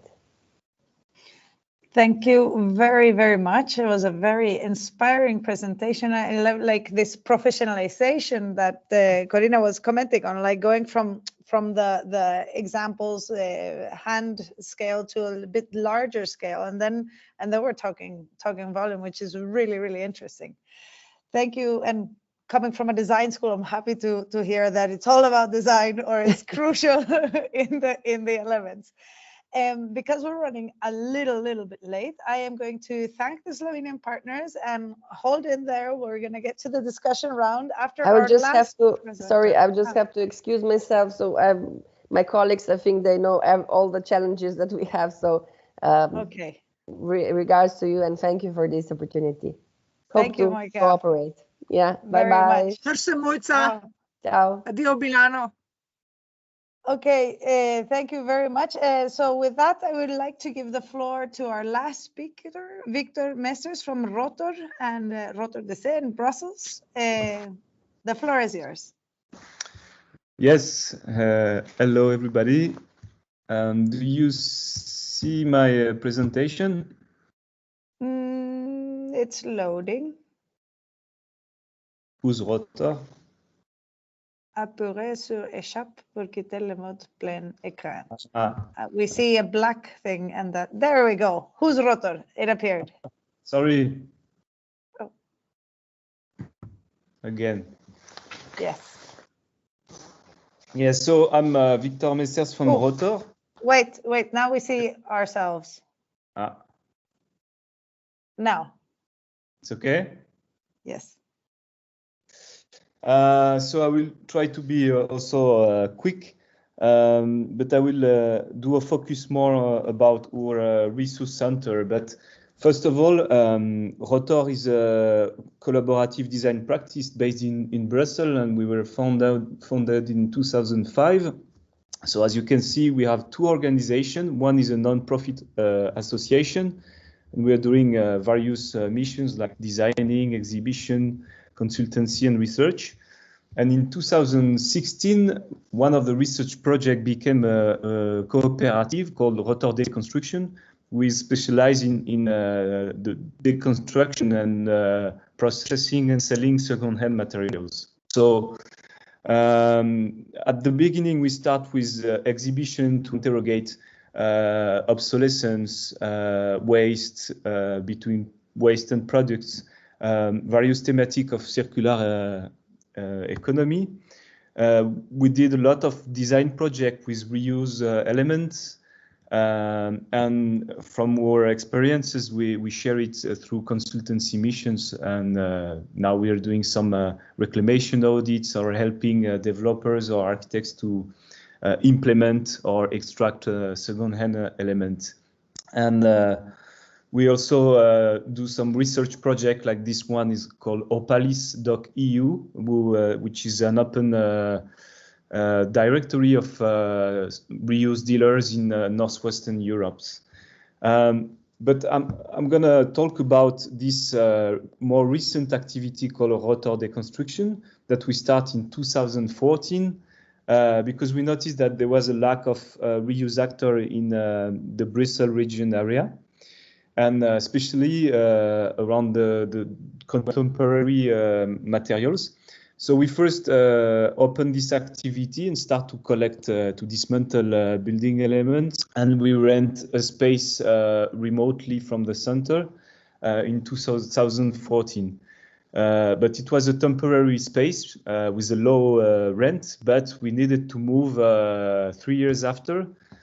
So we find another place, 4,000 square meters site, former praline chocolate factory, where we developed this activity.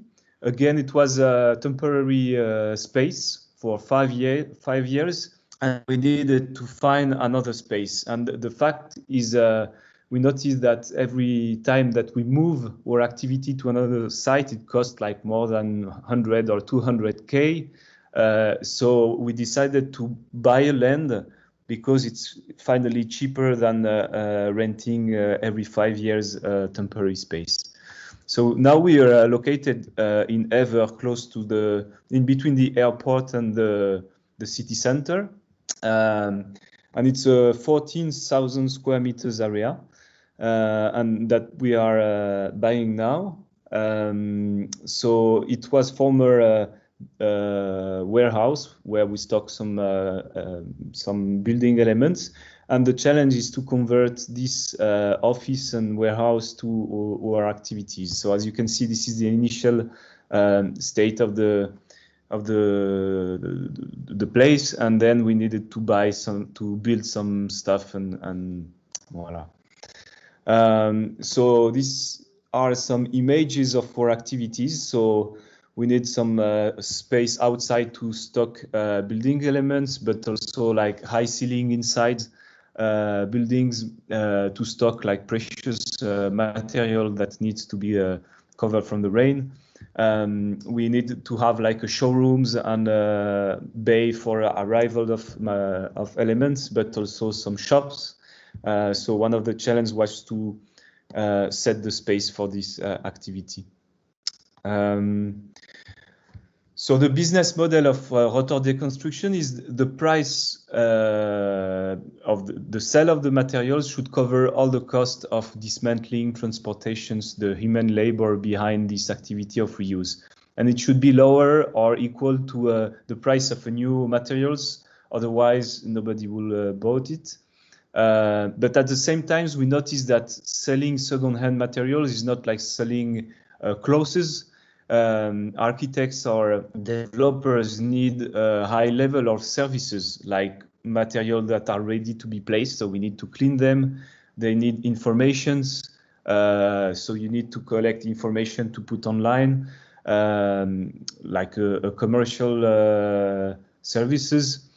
And all these services is a human force and add more price to the materials. So these are examples of materials we are selling. We cannot sell every materials because some of them are, let's say, cheaper to buy a new material than to sell second-hand one because it needs too much effort.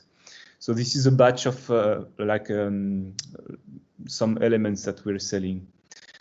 Now I'm going to show you the process of our activity. There is three main departments: where the acquisition, so where we collect the materials, the processing, reconditioning of materials, and the selling of these elements. So there is many ways to collect the building elements, but first we need to have a view of the resources on site. So we send our colleagues on site to do small inventory or reclamation audits. And one option, if there is some resources material that we would like to collect, is to send our team. So the work is to dismount carefully the materials, to package the materials, to be ready to send to the warehouse. But of course, when you're doing this, you need to pay people to dismantle your building elements, and you get refund when you sell the elements. So you need a lot of cash flow, because maybe sometimes you take two years to sell one building element. Another way to collect second-hand materials is to work with existing demolition companies. So we tell them that if they have on their demolition site some materials that we are selling, we can send them a truck and some information about how to dismount and package the materials, and we sell the materials for them. So if we sell the materials, they get back 50% of the sales, and we keep 50% of the sales. So the risk and the costs involved in this operation is shared with another actor. So it means that you can extend your catalog of materials and the possibility of collecting materials. So this is also another example of some materials that need this kind of system.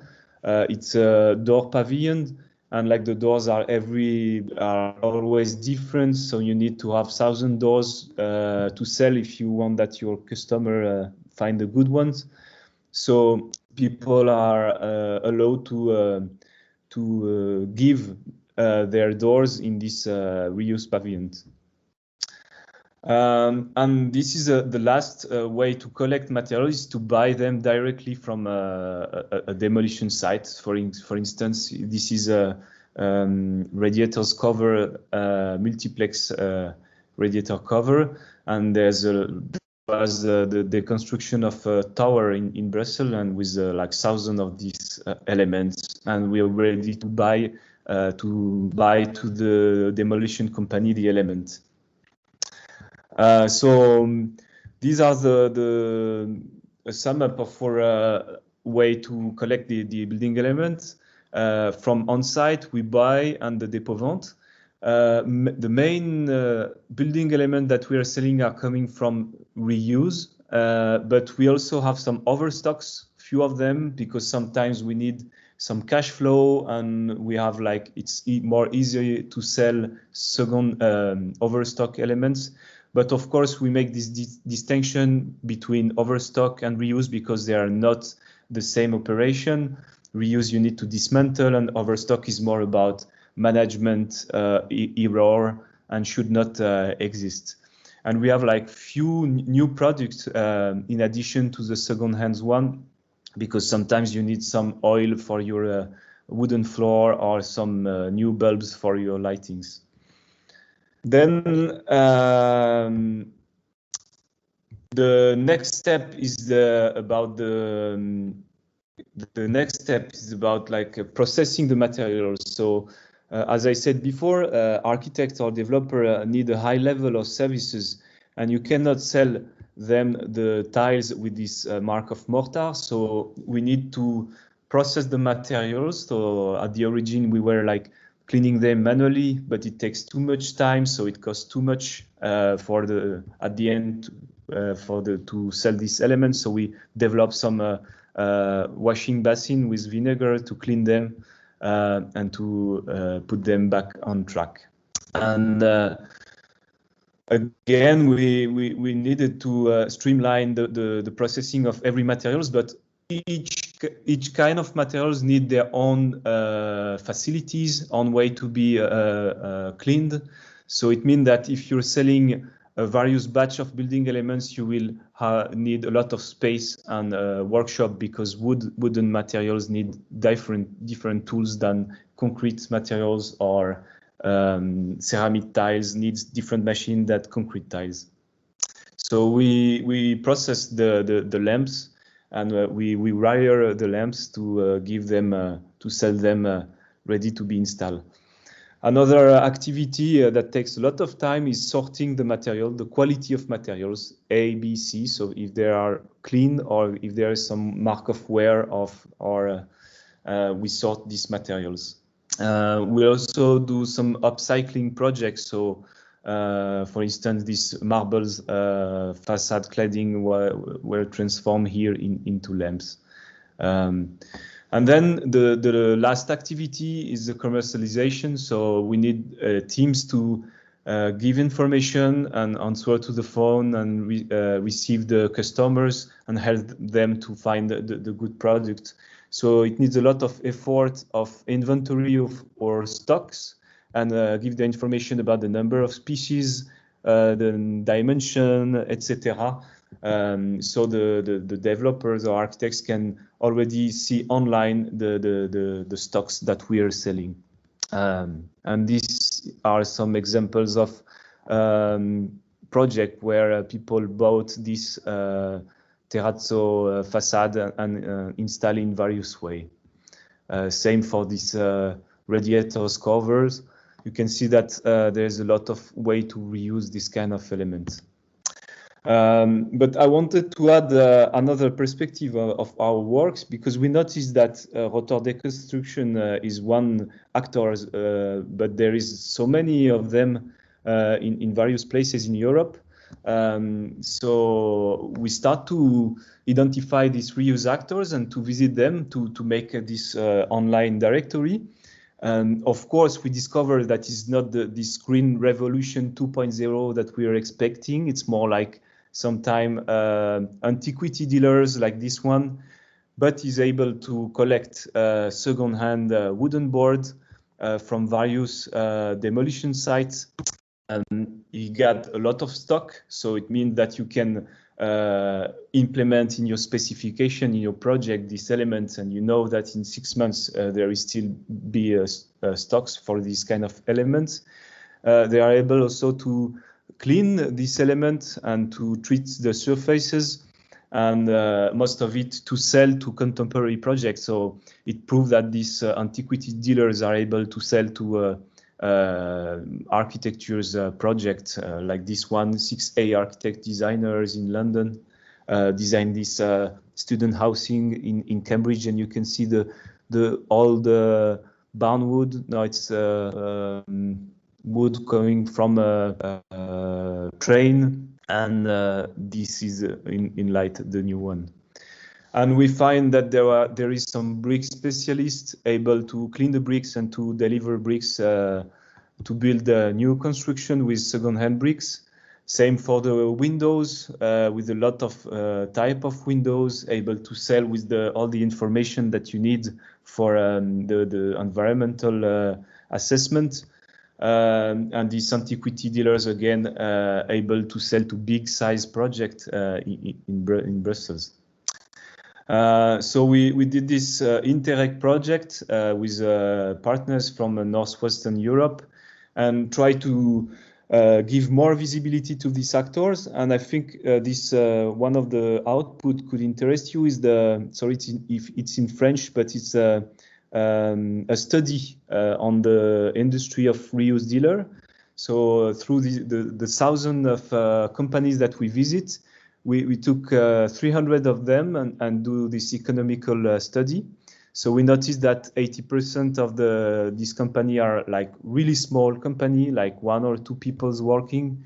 Most of them got a turnover of 50K to 500K. So again, it proved that it's more small economies than multinationals. These 300 companies are equivalent to 7,000 jobs in Northwestern Europe. So this is an overview of the let's say the social and economical impact of this industry in this region. We noticed that they have different activities, but not only selling building elements, but some of them are reclaiming themselves, like demolition company, or designing, or collecting waste. And this is another view of the tones of the quantity in tones of type of materials that are present in the second-hand industry. So you can see these companies on, you can find them on opalis.eu, or for the United Kingdom Salvo Web, which is working since more than 30 years on this project. Most of all, we at Rotor, we produce since 10 years a lot of guides and manual, and you can find on this Opalis website also a lot of information about how to do a reclamation audit, how to implement in your specification or in the public tender reuse specification. We develop material sheets to help designer to answer to technical question on 40 materials that you can see here. There is also like some guides about these statistical evaluations, impact in assessment tools. And also some guides about how to set and monitor and report on reclamation and reuse rates. So in the beginning of the project, if you want to formulate an objective like 1% or 5 batch of materials, and a lot of pilot project and case studies and more about the culture of reuse that you can see on this website. Voila. Thank you for your... Super. Thank you very much, Victor, for such an interesting presentation. And there's so much material in the different projects. It would be very interesting. You shared the link earlier in the chat, so I definitely think there's something we'll dive into regarding these secondhand construction materials and so on. It's very, very relevant. So with that, I would like to, if you hear me okay, no problem, because now I'm on my mobile net to see if it works now. I'd like to start with a discussion round. So I also saw that in the chat, Corinna had commented to Marin that she was very interested in the assessment of the saved energy, and I saw that the different presenters had some sort of statistics or presentation of this. So it would be very interesting to leave a little bit the floor open. Ask Marin directly what how was the assessment of saved energy? You had like some rounded estimations, I remember, right? For CO2, water.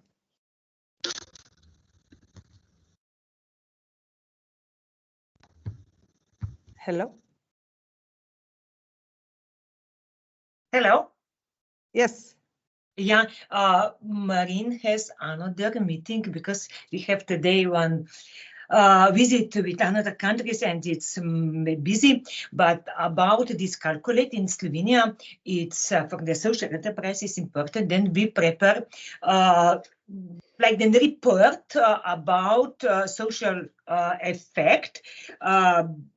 But during the Sustainable Development Goals, we can calculate our measure for the our work. This means how we can reduce like the energy, water, materials, and so during the process. And then we have electronic system for our materials, and then put this factor, how can, how many tons, how many pieces, and then this pieces calculate in the weight. But from end of the end, all this reuse concept can calculate, and in Slovenia it's impossible.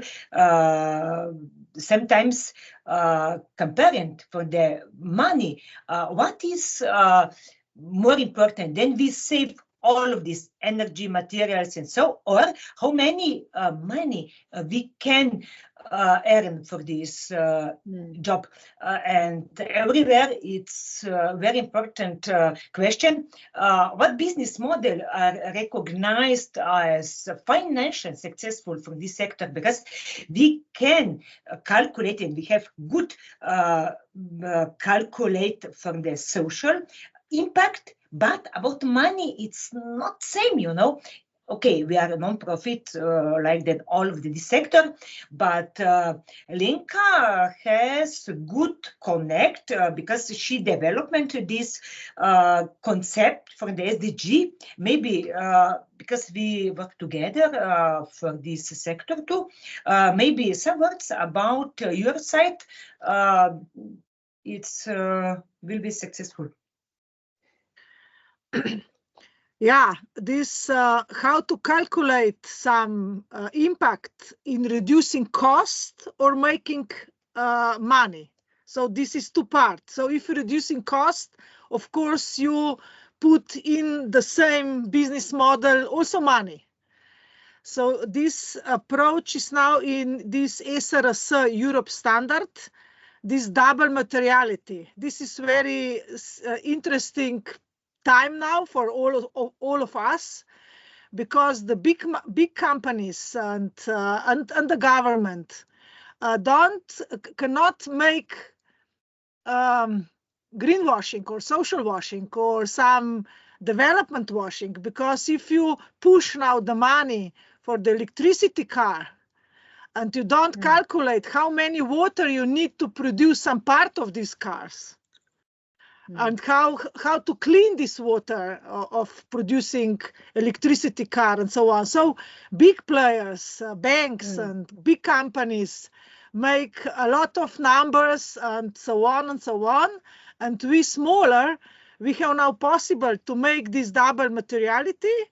So how these big companies really do for humanity, for human rights, for environment, and for communities, and of course in this part we can be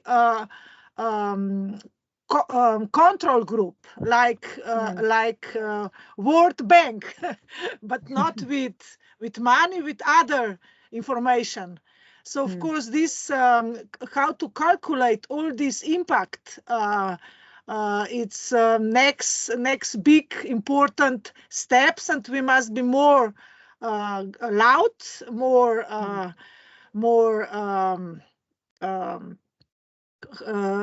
proactive, that we put this. So because of that we make our currency juhca, not because of to be able to show it in a better way. Yes, so to say, yes, no? exactly. Yeah.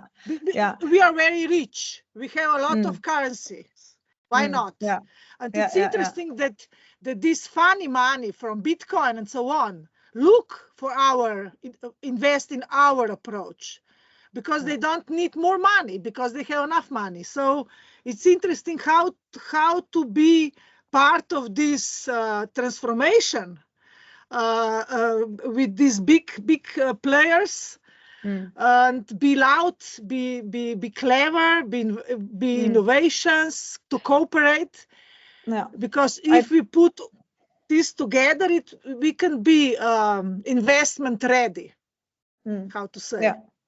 Yeah, one of the things that you pointed out is very vital, like how to be very clear about the impacts, and then how the impacts are being measured is very important. But it is, as you're commenting, very work intensive. I mean, we can measure all the impacts and do the calculations, but there's a lot of time, and then there's always this trade-off, no? I see that Marion has put a question saying that thank you for the interesting presentations, and she's wondering how much does restoration of historical buildings contribute to reusing construction material, doors, windows, etc. And here, I guess I'll give the floor first to Victor, if you have any thoughts about that. Yeah, sorry, can you tell me again the question, Yeah. because there are some cuts in my connection. How much does the restoration of historical buildings contribute to reusing construction materials, like doors and windows? Like, is it mainly from restoration, or is it a mix? It's a mix. It's a bit hard to say, and it's a different type of market also. It depends of your activities. As you see, like some antiquity dealers made their own business based on that. They don't talk about reuse, but more about heritage, history, and etc. And it's much more easier to reclaim old materials than the new materials, like generic materials. For instance, if you take office buildings in Brussels, every 5 years the tenants are leaving their they are leaving their space, and every time they're left, they put on the trash all the partition walls, the interior furnitures, and this is generic materials, easy to dismantle, but nobody reclaimed them. So there's a lot of new materials that could be reclaimed, but there is no market because the price of the new element is too cheap, or because there is no interest in the patina or this kind of materials. And also, like the antique materials are maybe easy to dismantle than the new materials, because after the 70s, all the glue for the tiles, for instance, are more stronger than the tiles itself. All the mortar for the bricks are cement based, and before it was like clay, like light limestones ones. So, well, I would say that it's different markets and with different issues. But there is a possibility to reclaim new materials and historical materials also. It's interesting you brush upon what some other presenter also said, that the quality, or what we saw in the study visits, that the quality of older material is appreciated, and then you search for the older construction material because you know it's better, or an older furniture is, you know, it's solid wood rather than these agglomerates, right? So there is this higher value in the antiques, that of course there is a business around selling antiques, and then there is this over demand of waste or materials that is coming through, and that you have to kind of balance the materials that you get in to what you can sell. Because one thing is, when you start collecting discards, you'll get full of materials, but if you can't get rid of it, then you're just stuck.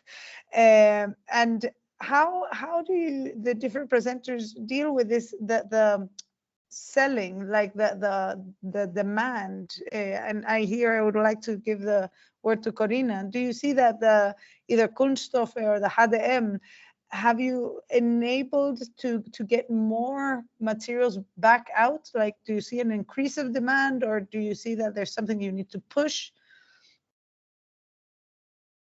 Well, yeah, we do see an increase, I guess, because we are like more in public focus with this really model project, no? And the location. But yeah, we do the, compared to the other presentations, we really do the easy way out, because we address business to consumer, we address consumers. So we don't have to deal with all the problems that are involved in business to business, which is really large amounts of the same usually, and this whole issue that was already brought up of like the certification of the material and so on.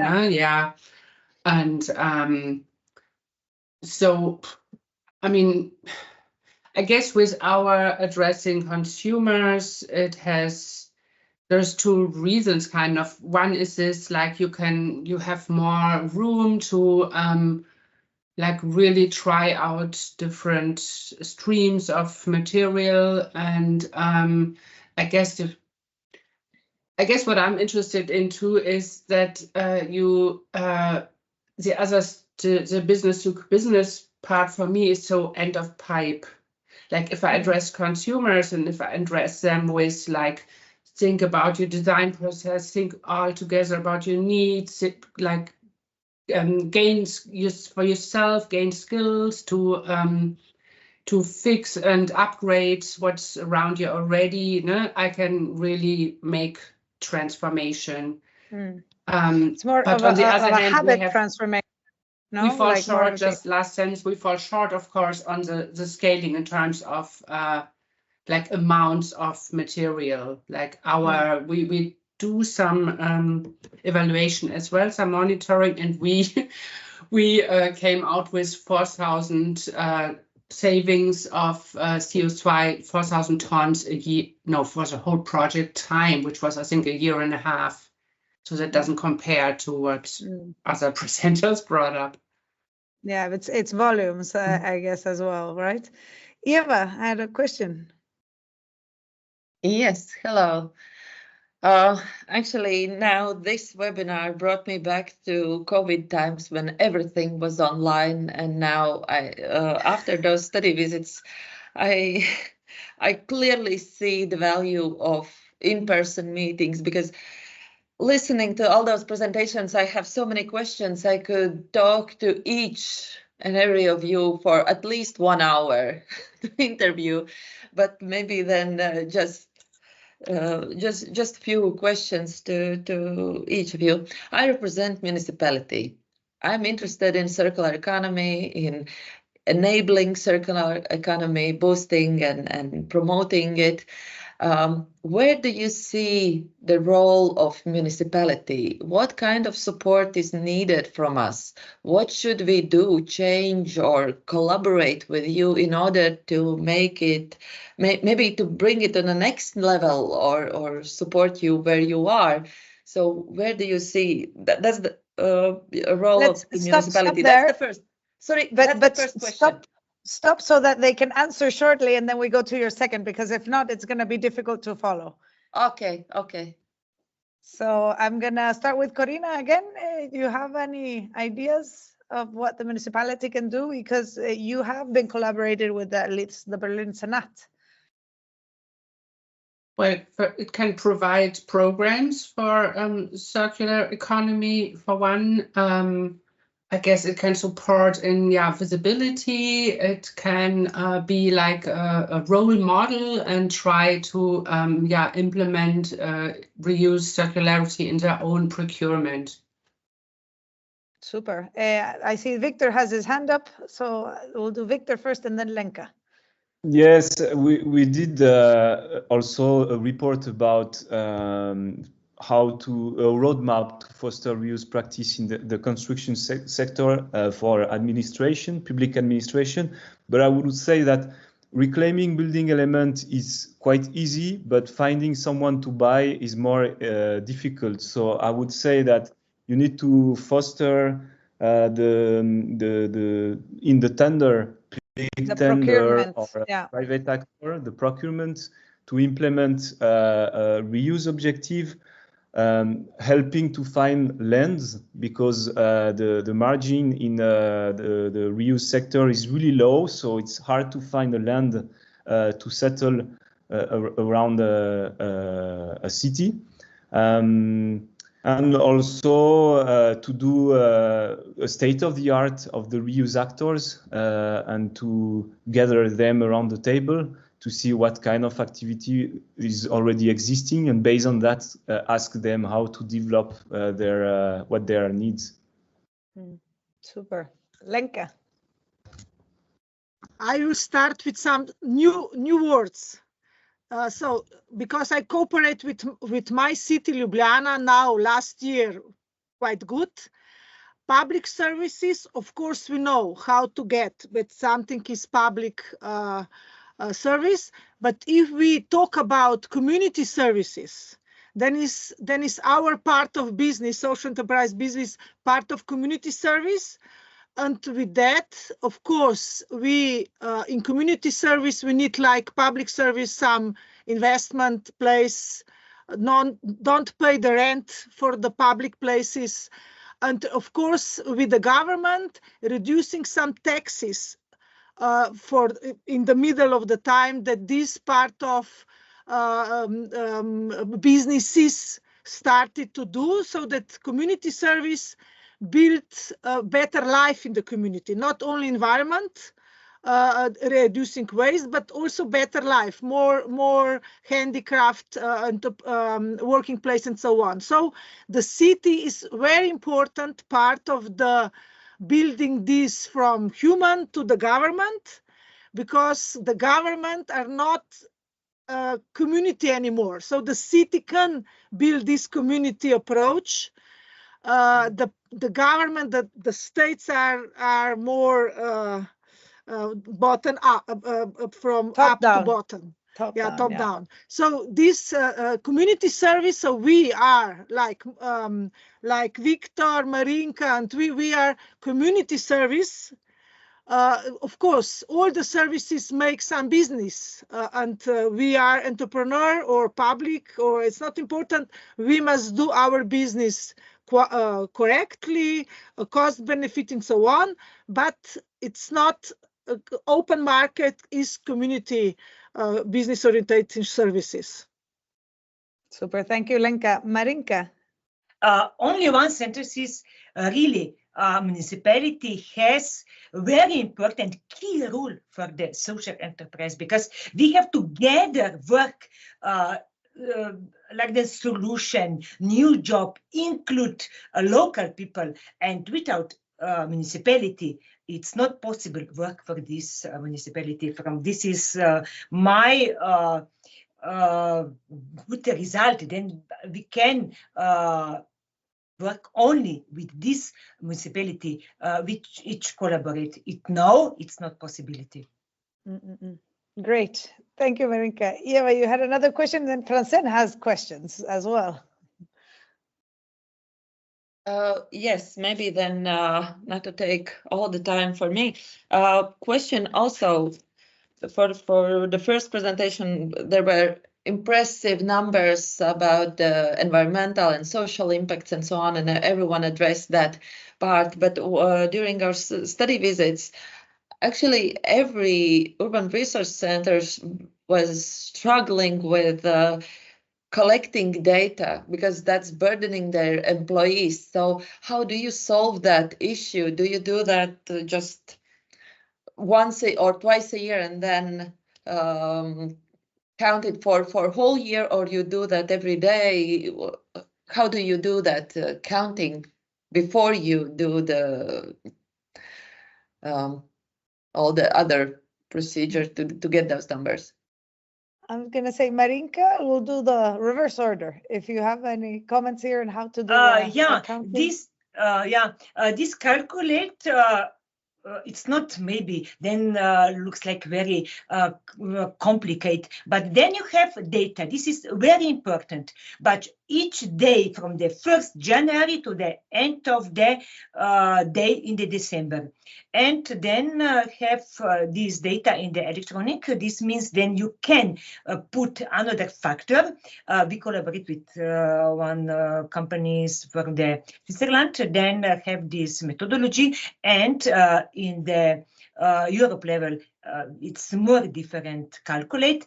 It's not problem, but without data, it's not possible for this calculating.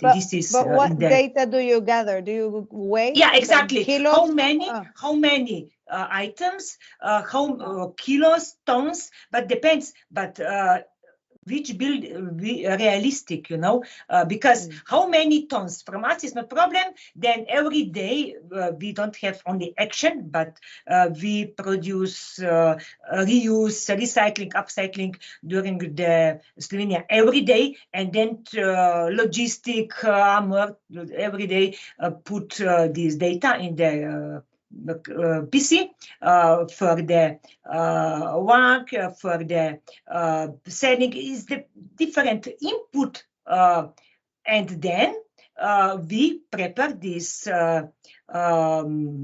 like then Excel tables, then input these factors, and with the program, then put what we want.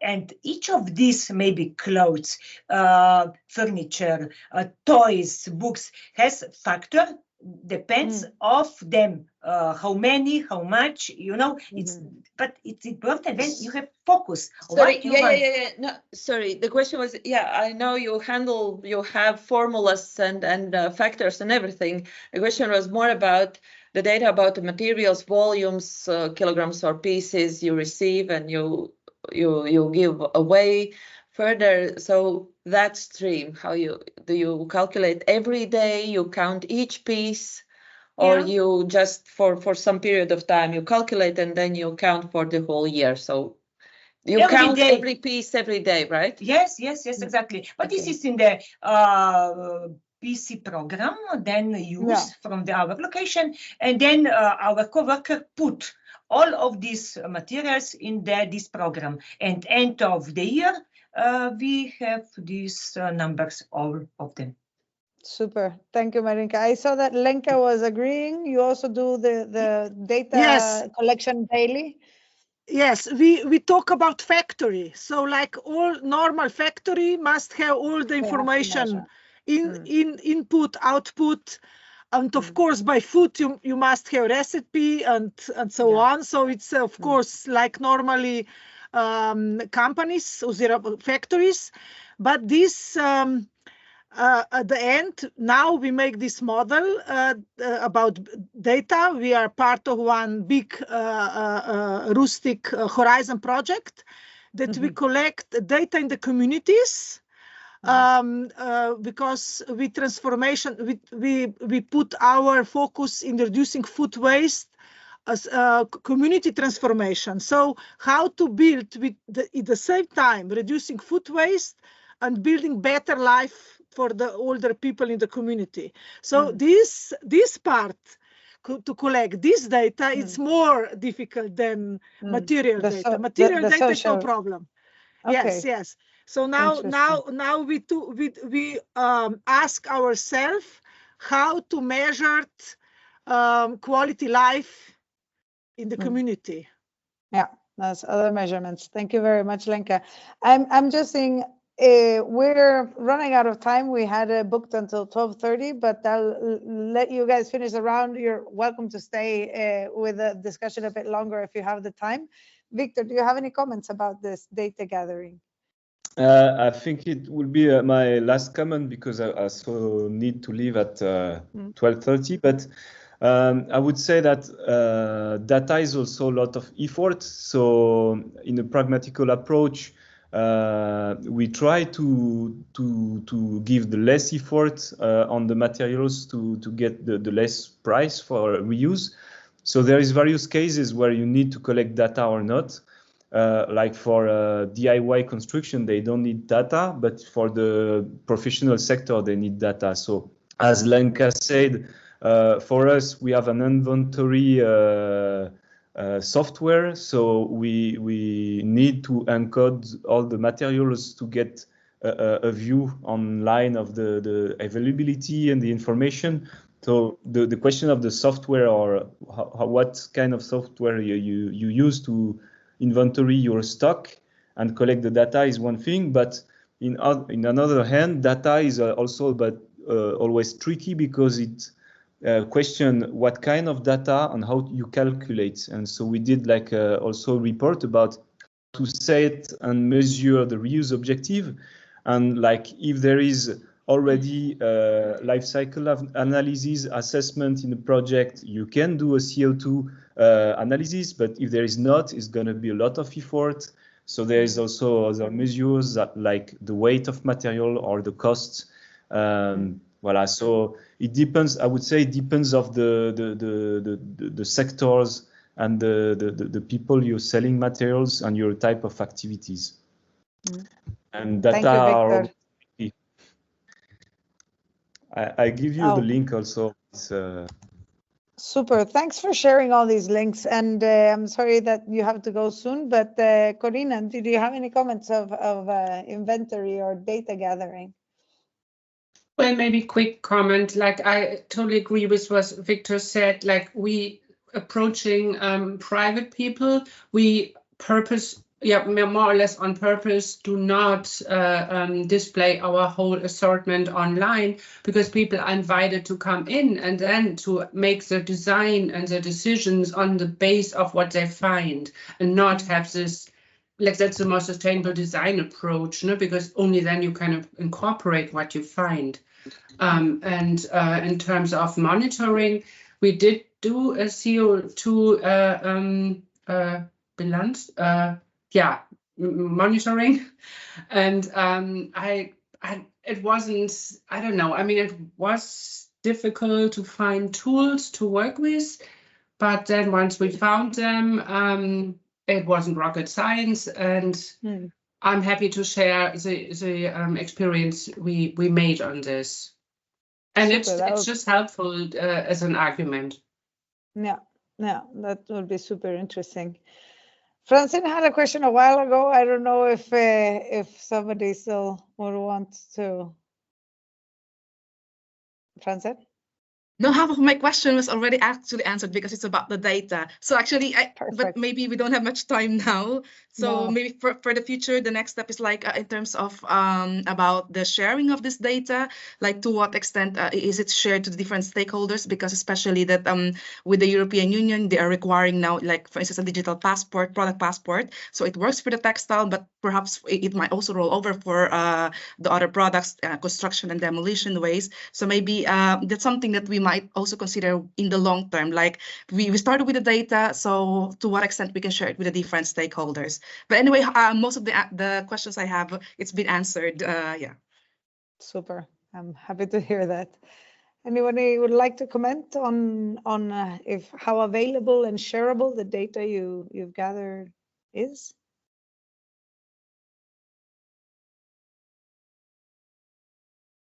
No.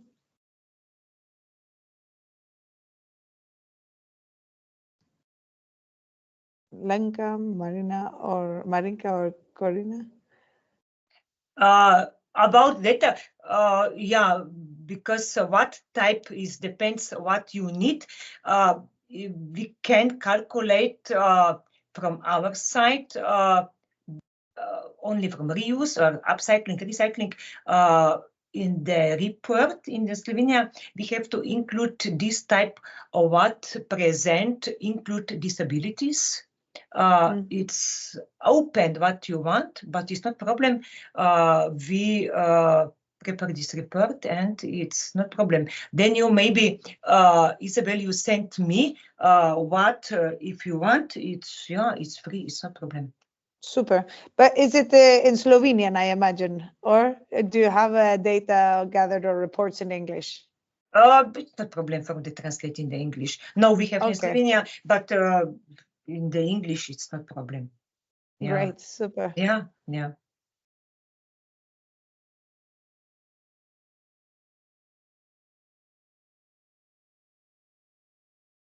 Corinna, did you want to say something, or we wrap it up by now? I will be very glad to cooperate with your group, because for me, I know that that Marinka explained me why we are today here, but for me, these constructions start in our E3 group, because we are now 3 days together with all this industry in Slovenia and Europe. And of course, we want to push some pilot projects, some cooperations, but not so long through these talks. Like I saw all this, because Slovenia is so small that we don't have so big place to collect all these products. So we want to be more officials from when it's one house. Contractions that demolitions that we can construct the other house. So we want to pitch these quick cooperations approach, because we know the data in Slovenia and Austria that two big houses are very often, and if we change the how to live in these houses, we don't need new buildings. So this is in interest of us in Slovenia. So we will be very glad to cooperate with some study visit or some projects. It's not important, but for us, we are small, 2 million people, and we can be living lab for some more stupid ideas. Super, thank you, Lenka. And I just wanted to wrap up by saying we've put in the chat, there's this link to a forms in case you want to keep in contact with the Cure Plus project and get updates. We will have one more webinar, as Talis said in the beginning, in May, second week of May. And then we would like to, basically these seminars are to connect people basically that talk shop, that have a similar interest, that work on the same field, that we can share knowledge and learn from each other and build up a critical mass, so to say. So yes, we'll include you guys into the list of information for the project, and we'll definitely keep in touch. So you'll get an email from us reminding you of our next webinar, but we'll definitely love to hear more about you, or if you wish to contact directly one of the other organizations to have a one-on-one, that's the idea basically. So we're happy that you guys participated, and yeah, I'm happy that there's still so many people in the webinar, like even if we've gone over time. So thank you all very much. I hope you have a great rest of the day, and looking forward to seeing you in the next session. Thank you. Yeah, thank you, Bye-bye. Isabel, for moderating and for having this very nice